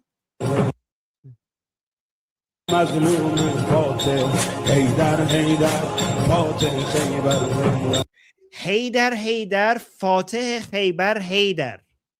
So basically, Ali, the conqueror of Khaybar, Ali. So if you're Jew, a real Jew, you should know what Khaybar is. No, people are saying Haydar is killing. No, Haydar, it means lion. Lion refers to Ali. So Ali is the first Imam of Shias. So they're saying, oh, Ali, the conqueror of Khaybar. So let me read this for you. The Battle of Khaybar in basically 628 CE in modern-day Saudi Arabia was a pivotal conflict where 1,500 Muslims, led by Prophet Muhammad, defeated the fortified Jewish alliance in Khaybar, known for the bravery of Ali ibn Abi Talib, otherwise known as Ali. And the surrender of the fortress, it solidified early Islamic military strength. Let me summarize this for you. They're celebrating a massacre of Jews because Ali was the person that basically managed to single-handedly, apparently, take down the gates to their fortified area, and after that they started slaughtering Jews. So you see how lovingly he's singing about, oh Haydar, Haydar, Fateh Khaybar, Haydar, basically literally translates to lion, lion, the conqueror of Khaybar, lion, right? They're talking, this is about conquering Jews, Ali conquering and slaughtering Jews.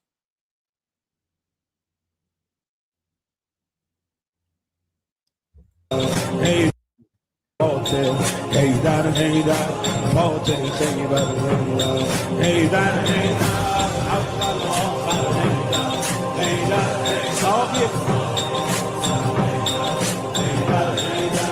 Wait, I don't know what Saghia Kosar means. Sorry, can I just want to respond to one of the comments. So someone was like, Goldie, I should email this video to President Trump. There's no way in hell that I'm gonna like email a hey dad video to President Trump. Just saying. That would like put me on like the blacklist or something. Like I'm not doing it. I'm not doing that. You guys, you Americans 100%, please. Like if you wanna send this to President Trump, go for it. But I have a feeling that if like a random Iranian was like, here, President Trump, here's a video about Haydar, whatever, I would be blacklisted. So nope, I'm not doing it. but you guys should. Somebody just made me doubt myself, saying, oh, Kosar is the river in Jannah. Thank you. By the way, the person who says Haydar is not a lion, Haydar is a lion. I just checked again. It's the masculine name of Arabic and Persian origin, primarily meaning lion, brave. Yes, so it does mean lion. So it just basically refers to somebody who's brave. And Kosar apparently is a river in heaven, in Jannah, in Islamic heaven. So when it says Saghie, Saghie Kosar means that he is the basically like a drug dealer for the river in in heaven. Like the person who gives you the intoxicating water. Let me actually listen to it again. So Haydar, Awwal wa Akhar Haydar. So basically saying Ali, Ali, the first and the ending, the beginning and the end. This is just like the Bible, right? The beginning, Ali is the beginning and the end. Saghie Kosar. Guys, how do you say Saghie in English? Basically, we call in Iran, we call the person who brings you weed, we call them Saghie, like the person who brings you your jug.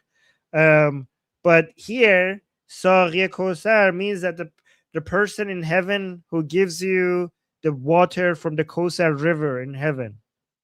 So he is the person who's basically has access to the rivers of heaven, something like that.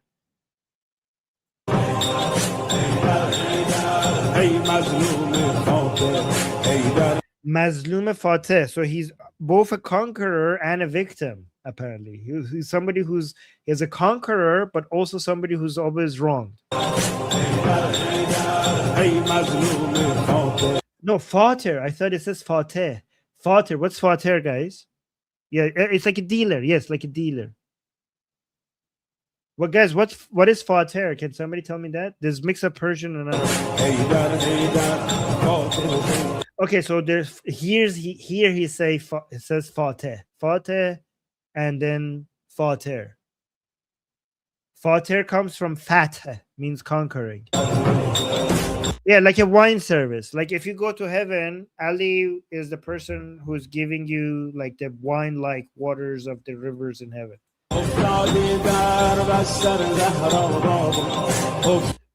What? Let me see. You fell on Zahra's bed, Dad. Uftadi dar bastar Zahra, Baba. So I think this is about the time that Ali was injured. So Baba, he's speaking on behalf from the perspective of one of Ali's sons. when he witnesses his father just falling into the bed of Fatima, the daughter of Muhammad.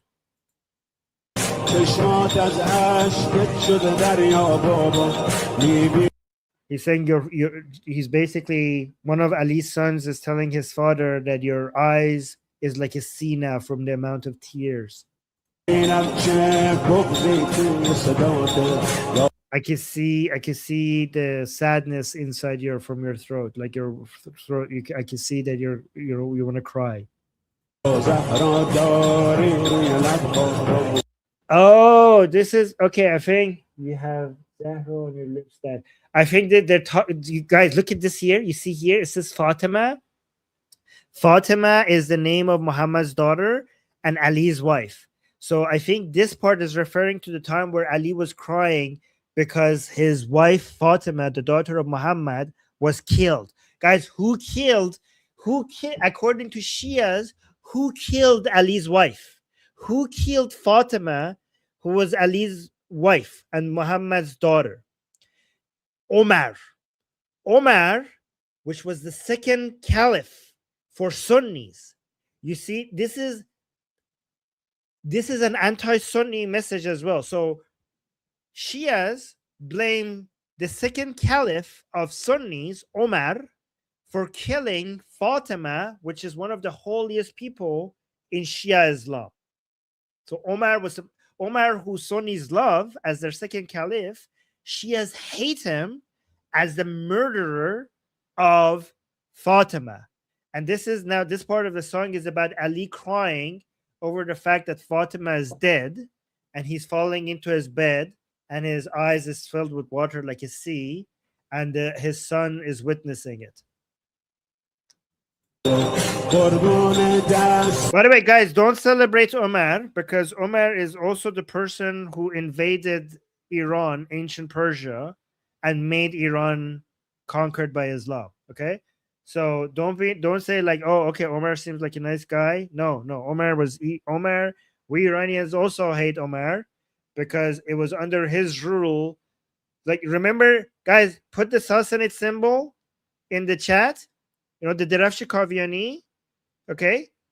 It was, according to Muslims, it was Omar who basically attacked the Sassanid dynasty under the banner of Derafshi Kaviani. Omar was the one who brought Iran under the domain of Islam. Right? So, guys, is this educational? Yes. So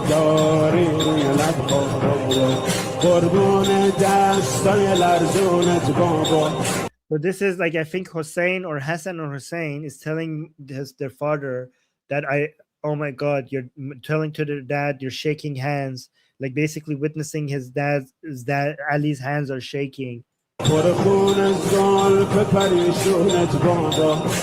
So saying, my dad, your hair is filled with blood.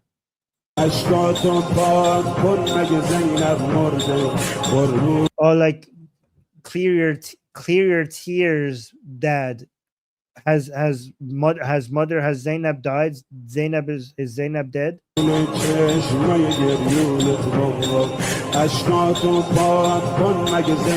Wipe your tears, dad.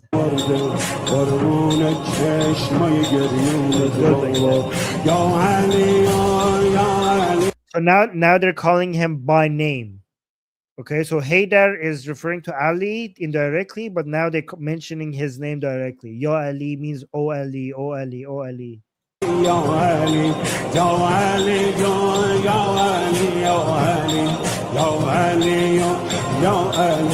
here it says, you can see here it says Ali.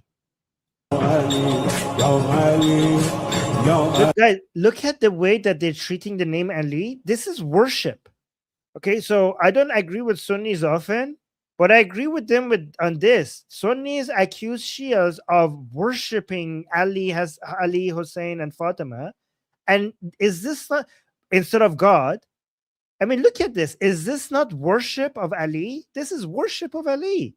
So yeah, I mean, Shias are mushrik. They're mushrikeen. They are partnering Ali with God.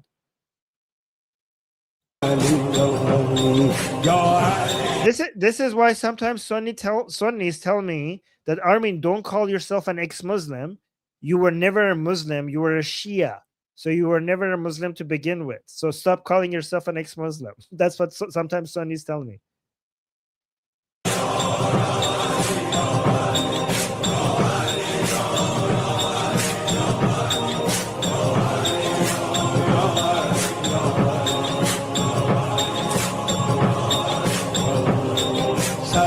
So guys, for us, when we okay, so you know how Yo Ali is something that you say when you're also like, if you're not religious, it's common to say Yo Ali when you're lifting something heavy or you're trying to do something tough. Like imagine if you're like picking up something really heavy and you can't, you're like Yo Ali, and then you lift it up, right? So just to get some motivation to lift it.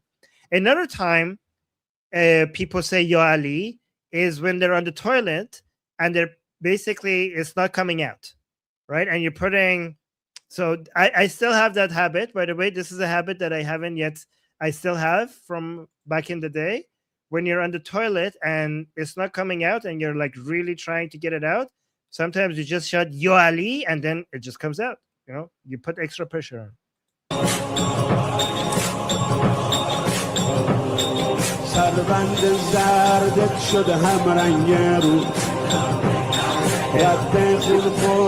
He's basically now just describing how sad his Baba is, Baba Ali, from the perspective of Hussein. This is now less educational. I do want to find the rest of this, though. Somebody send me the rest of this, please. This was very educational. So I'm saying, I beg your finest pardon. Yes. Yeah, it's true. It's true. Somebody's saying Yo Ali, and then wait a second. Yo, you guys are amazing. Okay, that's funny. That's funny. Yep. You guys are amazing. Yes, we do summon the name of Ali when we're shitting on the toilet. It's true. Yeah. Wait, we got a super chat here. It works. Oh, wait. So somebody's saying, tell people how Muhammad chose the biggest statue in Mecca that was called Allah as their God. It existed before Islam and Muhammad. Okay, guys, I don't know. These are, if you want to, if you want to know the true history, this is the true, like, if you really want to understand the true history of Islam, not the one that Muslims tell you. Oh, this is upside down. Read this book. Did Muhammad Exist by Robert Spencer. Best book. What the hell am I looking at? What is this? This is Huda Beauty's biggest customer. So Huda Beauty's like, I don't know, she's like some Arab. I don't know if she's like Iraqi or Palestinian or something. She posted a video. She posted this video of Islamic regime propaganda of people like burning the picture of like President Trump and King Reza Pahlavi. I mean, I'm assuming she did that because she thought that Iranians think like Arabs, right? And so Iranians didn't like that. So now there was a huge backlash internationally, and Iranians are literally boycotting her. And so Neo Berg posted this picture, and she said, "This is Huda Beauty's biggest customer." So, guys, when I tell you that we Iranians were not Arab, I'm not exaggerating, because we respect Arabs, we respect you guys, but we're not, our culture and our values are very, very different, and we're not going to rally around the flag. So a lot of Iranians were very, very offended by her supporting the Islamic regime, and now there's a huge boycott. So there you go. So apparently this is Huda Beauty's biggest makeup customer now. I don't know. It you know what, they deserve each other. They deserve each other. But yeah, like if some random non-Iranian Arab is going to post videos of like Islamic regime propaganda where people are burning images of President Trump, that's going to offend Iranians, because we're not part of the Ummah.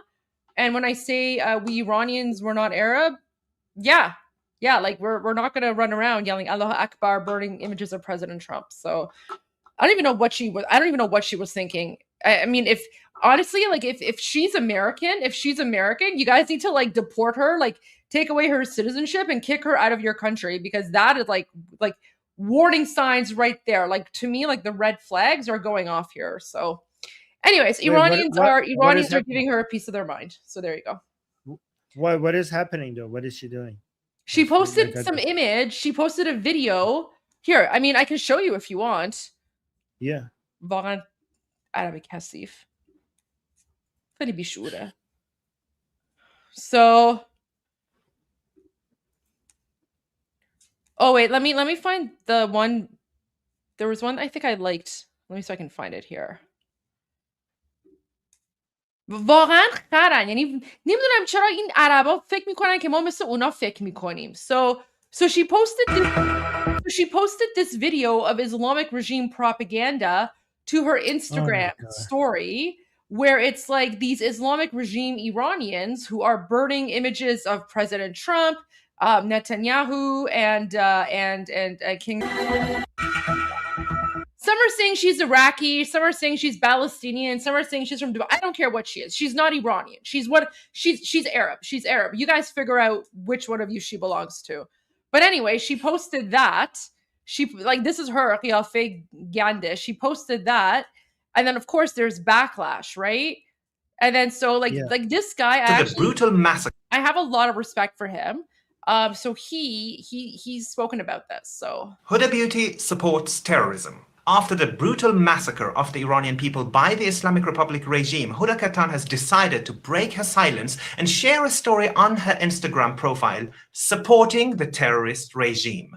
Yeah. Wow. Of course, after facing immediate backlash from the Iranian community, she took the story down in just a couple of hours, making it seem as if it was an honest mistake. However, it is worth mentioning that in a live video with another Iranian content creator in 2020, her sister Mona had admitted that they have Iranian ancestry. She said that they had traveled to Iran multiple times to visit cousins as children, and even her father, who was sitting beside her in the live video, said that he was half Persian and even spoke a few sentences of Persian. So this was by no means an honest mistake born out of ignorance or lack of information about the actual situation in Iran. It was a deliberate, calculated statement. And to add insult to injury, since Huda took down her story, her sister Alia has been sharing IRGC and Islamic regime propaganda on her Instagram profile. But of course, we all knew that she was a terrorist sympathizer. We all knew that she intentionally avoided working with gay and trans content creators for years, and that she purposefully referred to the Persian Gulf as Arabian Gulf to infuriate Iranian people. But to unapologetically support a regime that has executed, killed, shot, burned, maimed, blinded, imprisoned, and tortured tens of thousands of innocent Iranian civilians in a matter of days requires a whole new level of audacity. And of course, we, the Iranian people, are furiated and are going to not only boycott you and your overrated, overpriced, mediocre product, but any influencer or content creator who ever decides to collaborate with your brand again. ويوم تفتح متاجر عالمية مثل سفورة فروعها في إيران الحرة ما راح يكون فيها ولا رف لهدى بيوتي. العار عليك والعائلتك. Oh wow, his Arabic is really good. I know. So he's Iranian. He's Iranian. He's part of the LGBT community. I know him. Very, very sweet guy. So I mean, when even he how does he speak such good Arabic? I don't know, man. But that's amazing. Good for him. Good for him. But yeah, so I kind of like reposted this, and I was like, the global outrage by Iranians to this anti-imperialist 7th century Arab who shared a pro-Islamic regime video of people burning images of President Trump is the perfect example of what I mean when I say Iranians aren't Arab. And now you know, smiley face. So there you go. I mean, you know what it is? She probably thought that we're like the Palestinians, right? Because during the whole like Gaza terrorist jihad nonsense, she was like posting anti-Israel, pro-terrorist, Palestine stuff. And then, all the Palestinians were like, Allahu Akbar, right? We love you, Huda Beauty. So she probably thought that if she does the same thing, now that it's Iran, that all the Iranians would, do the same thing. Meanwhile, Iranians are like, they're posting videos of themselves, throwing out her makeup. I mean, I never bought her makeup products anyway, because her makeup products is garbage, and like I'm very picky about the makeup products that I personally buy. But I know a lot of Iranians did, so all the Iranians are like throwing out the stuff, and then that's where this image comes from. So Neo posted this, and she said Huda Beauty's proudest customer. So there you go. Okay, I found the full version of the video that you gave me. Oh, okay. We're going back to Haydar. Let's do it. No, I don't know. Do we want to? Look, it's up to you. If the viewers want it, Yeah. I'm okay with that. Yeah, I'm asking the audience. Yeah, do you guys want more Haydar, or do you want like other things? Up to you guys. Yeah, lipstick on a pig. That's the perfect description. Oh, hey, don't insult pigs. Come on. Oh, I'm sorry. Pigs are great. I love pigs. So this was actually something interesting that the Department of War posted. There is nothing so likely to produce peace as to be well prepared to meet the enemy. General George Washington. That's interesting, don't you think? Yeah. Department of War posted that earlier today, so it's good. It's a good thing. There's nothing so likely to produce peace as to well. Yep, exactly. It's good to remind people of General George Washington, because their revolution had the French assistance, so revolutions need foreign assistance. Okay, most people said yes. 1% said no more, but most people said yes. All right, go for it. Okay. All right, let's remove this one. All and right, so I will. this. I'm gonna check my. I think I have to make some tea, and I'm gonna check my email as well to see if we have any more cities, because we have like a few more cities added to our list as well. Okay. And by the way, after this, I might have to go soon because I have some people trying to contact me. So, is that okay? Are you muted? Yeah, I'm not gonna stay too much longer after. I'm just gonna check my emails and make sure the list is updated. I'm checking the news. I don't see any updated news. So yeah, after this, we can probably call it a night. Okay, sounds but I'll good. be back. So let me, yeah, fantastic. Guys, this is actually, I really actually enjoy going through this because it's the best way to teach you about the mix of geopolitics and Shia Islam in the Middle East. I think going through these Maddahi videos is it's the easiest way to go over how Shia Islam and politics in the Middle East merge with each other. Nothing explains it better than these videos. Nothing explains it better than these videos. So let me see. Watch this.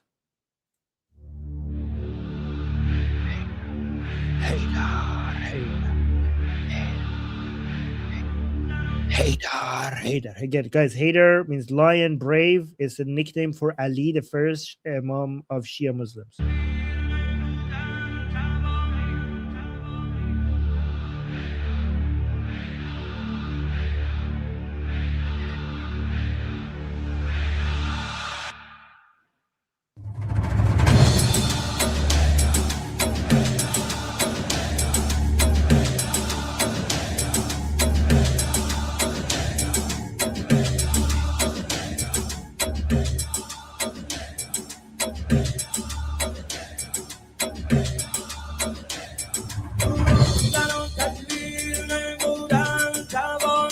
So you conspired with power, wealth, and deception. I think this is directed at world powers. The world has been ready for a world war. Again, guys, remember when they talk about world war, this is also a kind of hint at the world war that is going to bring back the coming back of the Mahdi. The coming back of the Mahdi.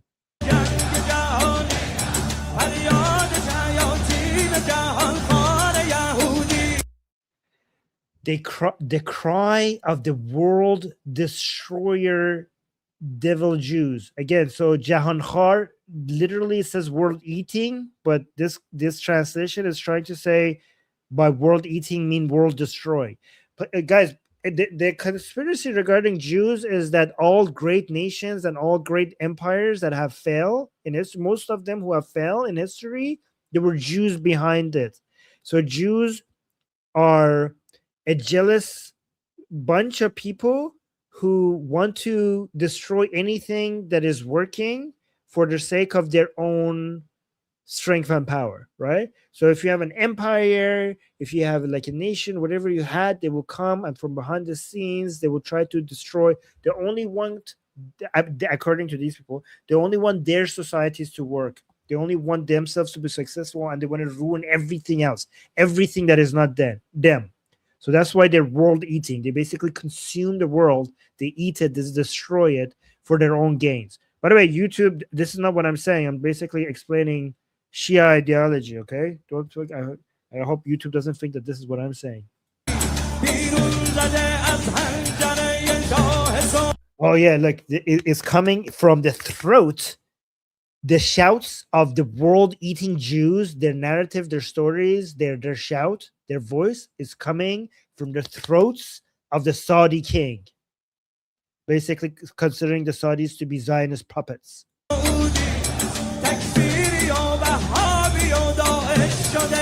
So look at this. They say Takfiri is like Al-Qaeda.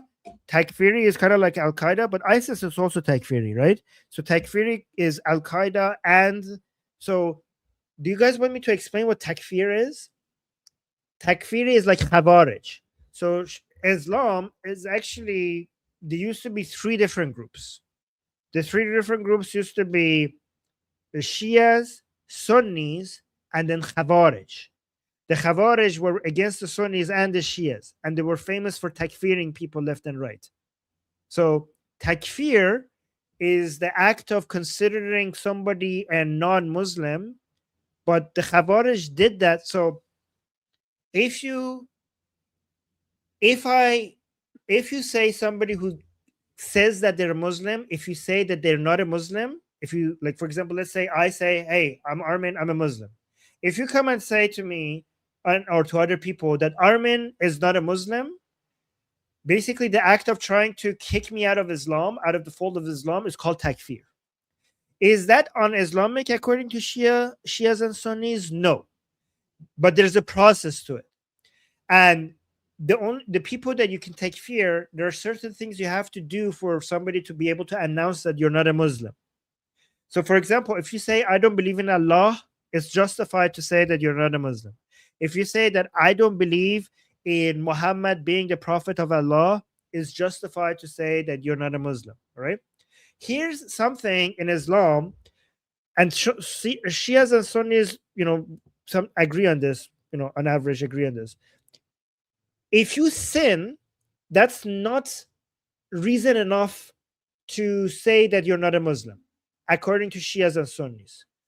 But according to the Khawarij, it was enough. So for example, if I say, I'm Armin, I'm a Muslim, and then you watch me drink alcohol, like, oh, Armin is drinking alcohol, so he's not a Muslim. According to Shias and Sunnis, no, that was not reason enough to takfir Armin. Because you could be a Muslim that is sinning. A sinning Muslim is still a Muslim. All Muslims sin except the prophets, and according to Shias, also the Imams. But everybody else sins. So sinning does not take you out of the fold of Islam. But the Khawarij were the people, however, if you deny that this is a commandment from Allah, then we can takfir you. Okay, so this is very important. This is very important because if I'm Armin and I say I'm a Muslim and I drink alcohol, say Armin is not a Muslim, that's wrong. But if you say, Armin, you're a Muslim, why are you drinking? If I say, oh no, yeah, you're right, this is so bad, I don't know, it's my weakness, I can't stop drinking alcohol, but I know this is wrong, then even though I'm drinking alcohol, I'm still a Muslim. But if I drink alcohol and say, well, Allah doesn't care that I drink alcohol, or this is not a sin that I'm drinking alcohol, then according to the Quran, denying the commandments of Allah is reason enough to takfir somebody. Okay, so just like if I say I don't believe in Allah, you can takfir me. If I say I don't believe in Muhammad, you can takfir me. If I'm drinking alcohol or having sex before marriage, you cannot takfir me. But if I say that, oh, having sex before marriage is not a sin, then I have denied the commandment from Allah, you can takfir me. I can sin while agreeing that I'm sinning, then I'm still a Muslim. But if I sin and deny that I'm sinning, that's a denial of the commandment of Allah. And then according to Sunnis and Shias, then you can takfir me. However, the Khawarij, unlike Sunnis and Shia, they were a group of people who would takfir anybody just for sinning. Just for sinning. So if you drink alcohol, you're not a Muslim. Sex before marriage, you're not a Muslim. Okay, so those were the Khawarij. And they were the enemies of both Shias and Sunnis. Okay? Eventually, they evolved to something weird. Like in Oman, the Muslims there come from the Khawarij, which is weird. I'm not going to get into that. That's too much detail. Right? So according to Shia Muslims, the Al-Qaeda and ISIS, no, sorry. Yeah, actually, according to many Muslims today, not just Shia Muslims, they're takfiris, right? They're takfiris just like the Khawarij used to be, right? So when they call the Khawarij were supposed, according to Muslims today, the Khawarij were an evil bunch of people, like really evil bunch of people. They would put babies on spears and like spin it around or whatever. I don't know. But when they're calling you a takfiri, they are referring to the habit of those Khawarij Muslims who would basically takfir anybody for just sinning. And the issue of takfiring is not the real problem here. The issue of being like Khawarij is the main problem, but they are referred to as takfiris. Guys, was that too much detail? Let me know if that was too much detail. Like, did I get into too much detail here? So I mean, you're getting into too much detail for me. And I'm familiar with this stuff, so I don't know. I think people just want to hear the jihadi music video with the translations. Okay, fine. Okay. Let me know in the chat. Okay.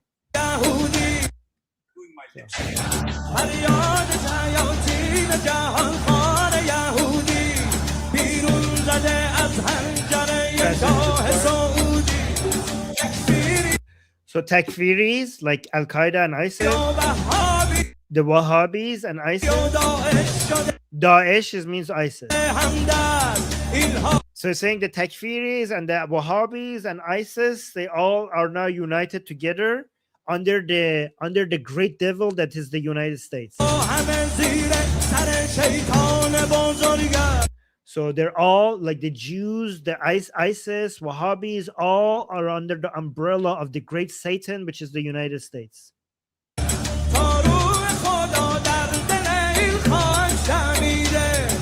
So for as long as the spirit of Allah has been is in the soil, so basically,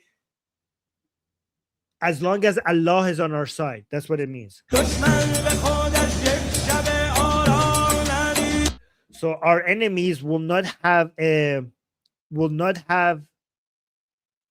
get a comfortable night. They will have sleepless nights as long as God is on our side. And for it to say God is on our side, meaning when he says God's spirit is inside our soil, meaning that as long as Iran is being ruled by Islam, right? So listen to this. This part is very interesting. Look. So it's saying as long as the spirit of God is, so the translation is wrong. So as long as God is blowing his spirit into our land, our enemies will be afraid, will continue to be afraid, will not be able to sleep at night. Basically, this is a metaphor for saying as long as Iran is ruled by Islam. This is why it's very important. I was going to say hijab, but this is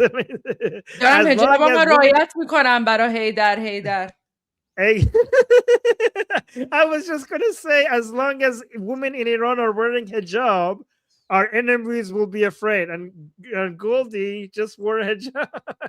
Wait, look at this. Hey, Dad.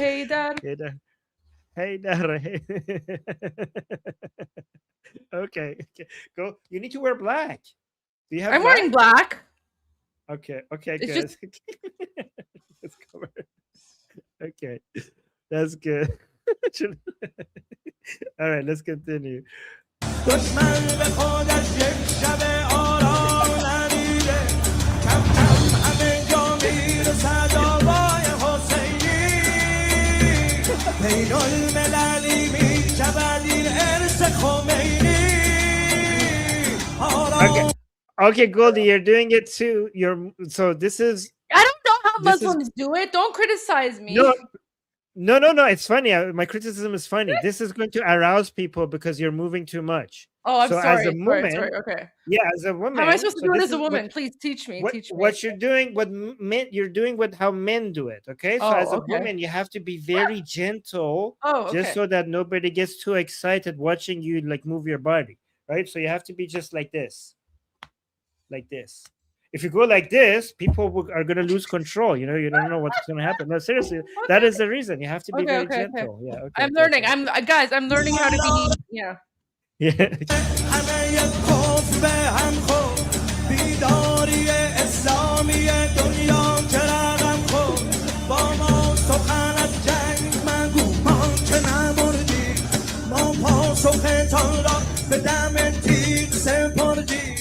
از منطقه ما حذف شده واژه تسلیم در شام و عراق و یمن آماده جنگی در شام عراق و یمن آماده جنگی در امر حاصل گوابیل ببارد هر قلب تلاوی که سجیل ببارد فردا که دم حیدری از کعبه براید فردا که دم حیدری از کعبه براید دوران معاوی صفتها به سرآید این پرچم شیعه است که بر قله دنیا هر کس علی دم بزند هموطن ما یا حیدر کرا زند نقش به زودی یا حیدر کرا زند نقش به زودی یا حیدر کرا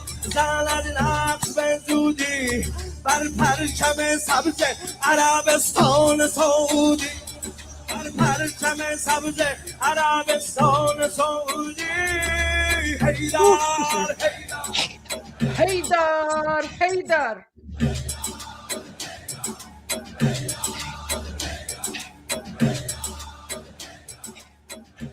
Okay. All right, that's enough. That's enough jihad for a lifetime for me. I'm done. Sorry. Okay, that's enough. That's enough. Allahu Akbar for me. I'm done. Okay, I'm not gonna play. Oh my god, we got to look at that was so funny. Oh my god, that was. I don't own a chador. I mean, I could grab like a bed sheet and just wrap that around me, but I don't actually have. Yes. I don't have a chador or anything like that. Yes, do that. Right. You know what? So, guys, for those of you who were watching that video with me before Armin came, Rebel Media was right about me. Rebel Media was right. I just what did they exposed say? myself. You're not. I don't think you're ready for that video. Rebel Media is against you? Oh yeah, I thought they were like anti-Islamic stuff. Yeah, they are. Okay. Shouldn't they Welcome be back, Goldie. Thank you. It's good to be back. Oh yeah, there you go. See, the Persian cat strikes again. I don't know. Should I show Armin? Armin said he has to go, so maybe he has to wait until tomorrow or like another time to see the video. Can I make a 10? I'm not going to play the audio. Can I make a 10-second point about this video, this last part? Okay, fine. No, not this one. Not this face one. Is so ugly. Guys, look. No, not this part. This part, guys. You know, on the flag of Saudi Arabia, what does it say? It says, "La ilaha illallah, Muhammad Rasulullah." Right. So look how anti-Islamic Shia Islam is. Because they say that when they invade Saudi Arabia, they're going to remove that, and on the green flag of Saudi Arabia, that's what the song says, they're going to write Haydar Karrar on the green flag of Saudi Arabia. So they want to remove the statement on the flag that says there is no God but Allah and Muhammad is his prophet, and they prioritize writing this Haydar Karrar, which is Ali. So for them, Ali is above Muhammad and Allah. You know what? I hope Rebel Media takes a screenshot of that and reports on that, and it's like, oh, Goldie's actually a Muslim. Can you buy a chador just so that we could do a proper? I will wear black. You could wear a black chador. Okay, I have to go like buy like a black bed sheet. Okay, let me go buy a black bed sheet because I don't think I have anything black. I mean, you could buy a chador on Amazon. I'm pretty sure. I'm not gonna waste my money on a chador. At least if I buy like a black bed sheet, I could use it after as a bed sheet. What am I gonna do with a chador? I'll just burn it. So okay, can you just tell me what Rebel News had against you? Like, this is kind of weird though. Should we show Armin? Should we show Armin? No, just tell me. Okay, tell me, show me. Okay. All right, I will show you. I need to get a beard. Like something for the. So they made this video about me back in 2017.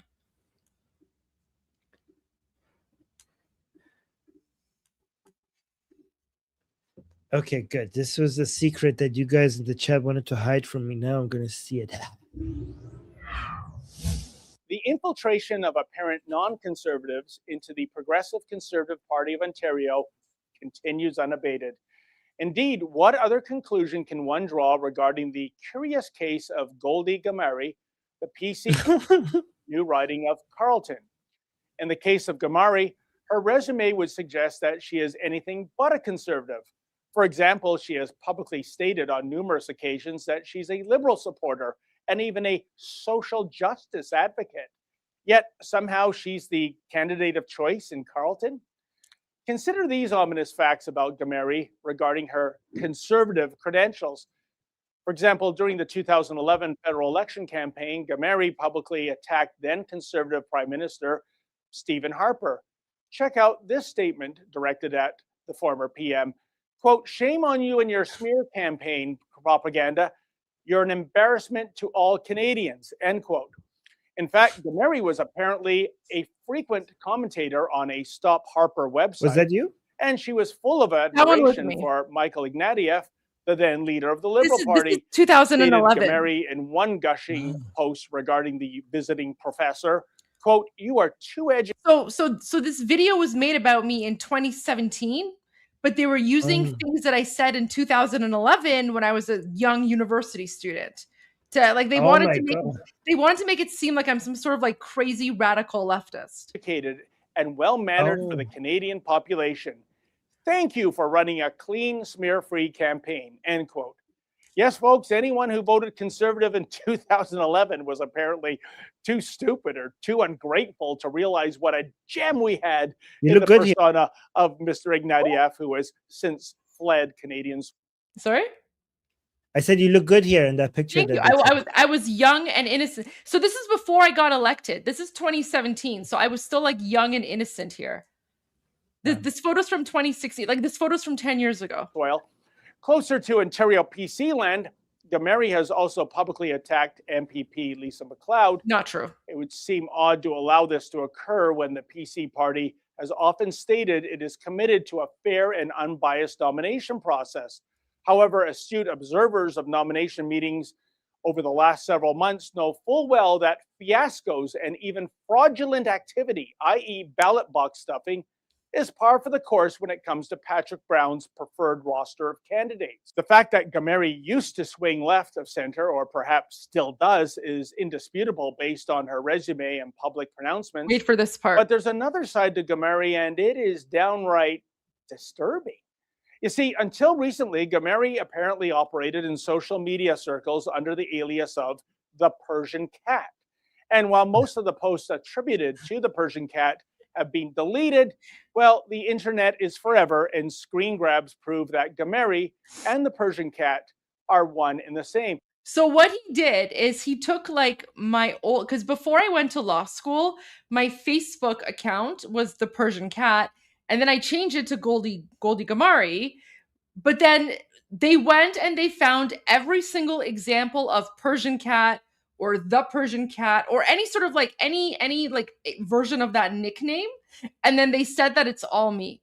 So just wait for it. It gets better. You see, the blog post username is listed as Goldie. And then you know what's really messed up is that this post here, okay, Armin, this is like, so این برای جنبش سبز بود که اولین بار مثلا I put like my info there and I'm like, you know, Iranian nation is welcome to join me. I want to go protest at the embassy in Ottawa. And I'm like, please bring your Shiro Khorshid lion and sun flags. So wow. Well, yeah, so I'm telling you, so even like back in like 2011, 2012, I was fighting for a free Iran. I was like, you know, bring your Shiro Khorshid flags, okay?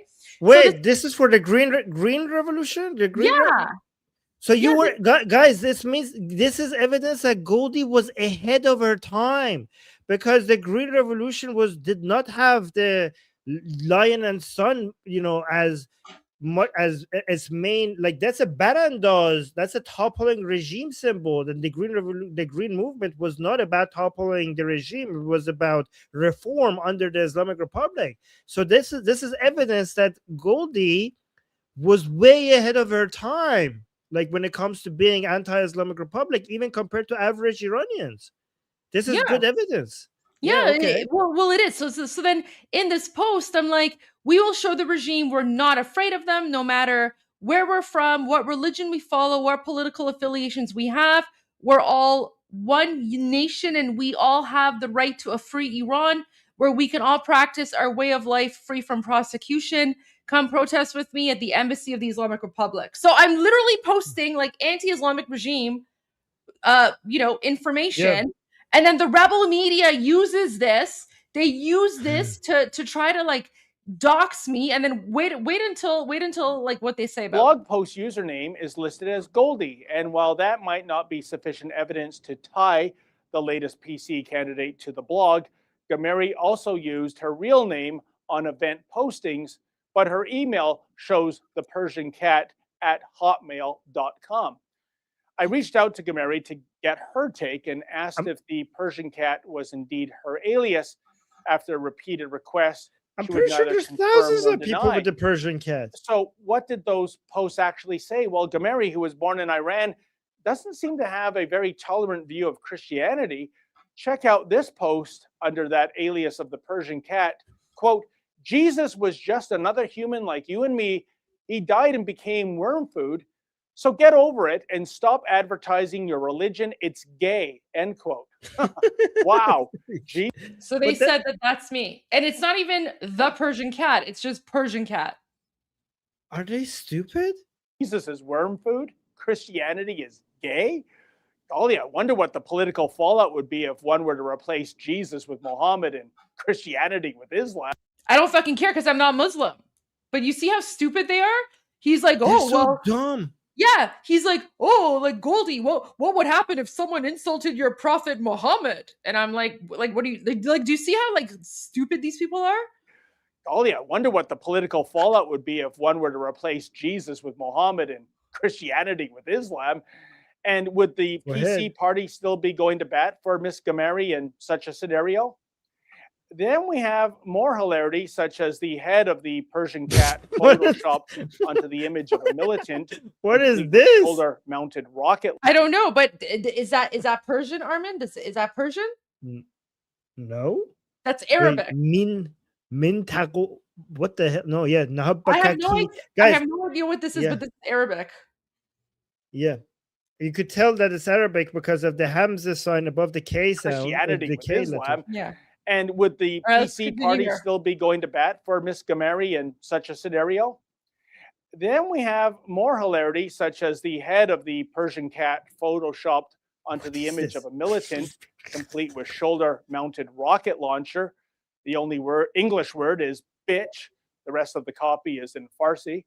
And how about this knee flapper? It's that lovable Persian cat again. He thinks this is Farsi? I sent him an email and I told him this isn't Farsi, this is Arabic. And he said, well, how do you know?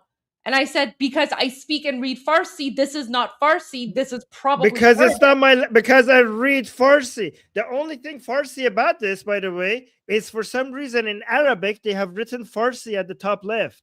You see that? Al-Qat. So, oh, it's just Persian cat. Okay. In Arabic, it says Persian cat in Arabic, but it's in Arabic. Arabic. Word is bitch. The rest of the copy is in Farsi. And how about this knee slapper? It's that lovable Persian cat again, standing outside a commercial jetliner and apparently waving goodbye to the passengers inside the plane. What a weird account. There is regrettably so much more. Yet, what does the aspiring MPP for Carleton have to say about her previous conservative bashing statements and all of these bizarre social media posts? Well, as I already told you, I reached out to Ms. Gameri with just two basic questions. Is she indeed the author of this content? And is she, or has she ever been, someone who operated under the alias of the Persian cat? Here is her cryptic response verbatim. Quote, I have ignored and will continue to ignore these vile, defamatory, sexist, and unbelievably racist false allegations. They also doxed my, attention my last email year. address, so I They have are to beyond the stop using pale that and email not address worth as a well. moment of my time, end quote. But that statement is merely an assessment of the content, and for what it's worth, I agree You're with so Gameri dumb. that much of it is indeed vile, defamatory, sexist, and racist, but she does not deny authorship of these posts. And again, after being repeatedly asked, she will neither confirm nor deny if she operated under the alias of the Persian cat. How odd is that? Even goofier, she would only agree to a telephone interview if it was conducted off the record. So the reason, guys, the reason I wanted to do an off the record conversation with him is because this was back in 2017 and many of us were still afraid of like the regime, right? So the reason I wanted to have an off the record conversation with him is I was like, I wanted to explain to him what's going on because I was worried that if he puts this video out there about me with like my contact info where I'm like organizing an anti-Islamic Republic protest, that could put me at risk. It could put my family at risk. Yeah. It could put like my family in Iran back at risk, right? So that's why I wanted to have an off the record conversation because I was genuinely terrified. I was like, oh my gosh, like is this going to put my family in Iran at risk, right? And then he's like, oh, she would only agree to have a conversation if it's off the record. Oh, I wonder why that is. Goofier. Who is this She would idiot? only agree to a telephone interview if it was conducted off the record, something that would be useless for our purposes at this stage. And what of the PC Party of Ontario? I reached out on. Anyway, that's pretty much it. Then he goes into like some other garbage, like jihadi. We should like nonsense. we should find this guy and shame him for his idiotic reporting. David, I don't even care. No, I don't even care about garbage rebel media. You know what? It's funny because everyone's afraid of like Ezra and like the rebel media. And I've called out Ezra on like X several times. I'm like, F off and keep like garbage rebel media away from me. Listen, I should have sued them back when I had the chance. I was told not to. I was told to focus on my political career. And it's fine because this video actually got me way more support because people who saw this video were actually really disgusted by this news article. So yeah, this is why like I don't like rebel media. I think they're garbage. But Armin, I find it's really funny that like my political career started out as like rebel media accusing me of being like a secret terrorist wanting to bring Sharia law to Ontario, all the way to like Islamophobia. So there you go. They couldn't find a more Islamophobic person to accuse of being Islamic. Oh my God. So my favorite part was the cat. So now you know the Persian cat reference. Apparently I secretly run some like Arabic jihadi page on Facebook. So yeah. There you go. Unbelievable. All right. Those militant cats. That was kind of funny. Honestly. All right, Armin. I think that's it because there's no more news coming up. I think we've pretty much covered everything. Okay. No more videos unless there's something that you want to share. But No, it's okay. I need to go do some other things. People are contacting me left and right, so I need to do that. All right, guys. Hey there. Hey there. No. Okay, no more hey there. Hey there. We will replace hey there with Amizral Khai, Javid Shah. پاینده ایران. See you guys tomorrow. See you guys tomorrow. غرق انقلاب است.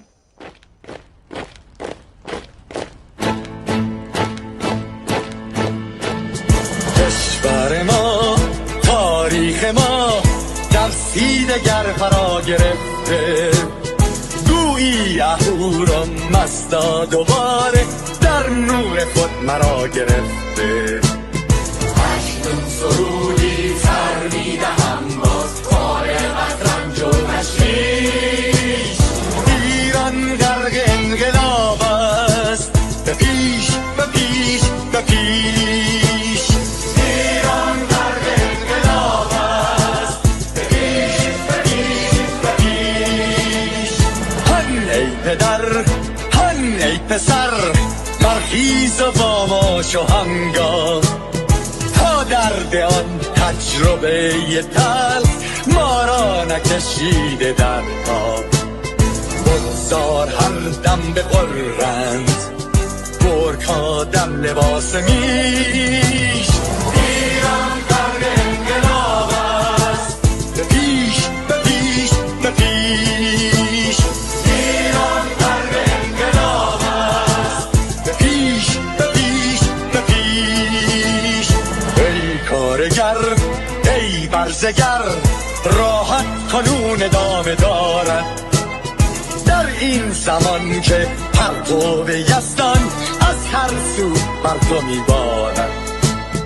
پس پیش به سوی آزادی از بحر خزر تا کیش. ایران غرق انقلاب است، به پیش به پیش به پیش. ایران غرق انقلاب است، به پیش به پیش به پیش. خلق‌ها به پا بهر دفاع از استقلال و آزادی، تا بشکنیم پشت ارتجاع تیریزی ویران آبادی. تا زنده سازیم سنت‌های می از بر آیین و کیش. ایران غرق انقلاب است، به پیش به پیش به پیش. ایران غرق انقلاب است، به پیش به پیش به پیش. با امید روزی که تمام این دل به شور انقلاب تموم بشه و ما در روشنایی، نور و سعادت مردم کشورمون غرق بشیم. نه خارجی نه بیگانه، نه مستشارهای ویرانی، نه چیر خاران نه کاسه لیسان، فقط هم رزمان ایرانی. ما با شرافت میهنی بسازیم بهر فرزندان خویش. ایران غرق انقلاب است، به پیش به پیش به پیش. ایران غرق انقلاب است، به پیش به پیش به پیش. مردم بیایید داخل صف ما، اکنون که آغاز رویاست. دشمنان بدانید ما زنده هستیم، بعد از ما هم ایران پابرجاست. آن روح شیطان ما را فریب داد با صد شعار مردمیش. ایران غرق انقلاب است، به پیش به پیش به پیش. ایران غرق انقلاب است، به پیش به پیش به پیش. پرچم ما پرچم ایران غرق خون شهیدان، روی شانه هامان هم میکنیمش در هر خیابان و میدان. تا ماسک دلقکان را برداریم از روی تسبیح و ریش.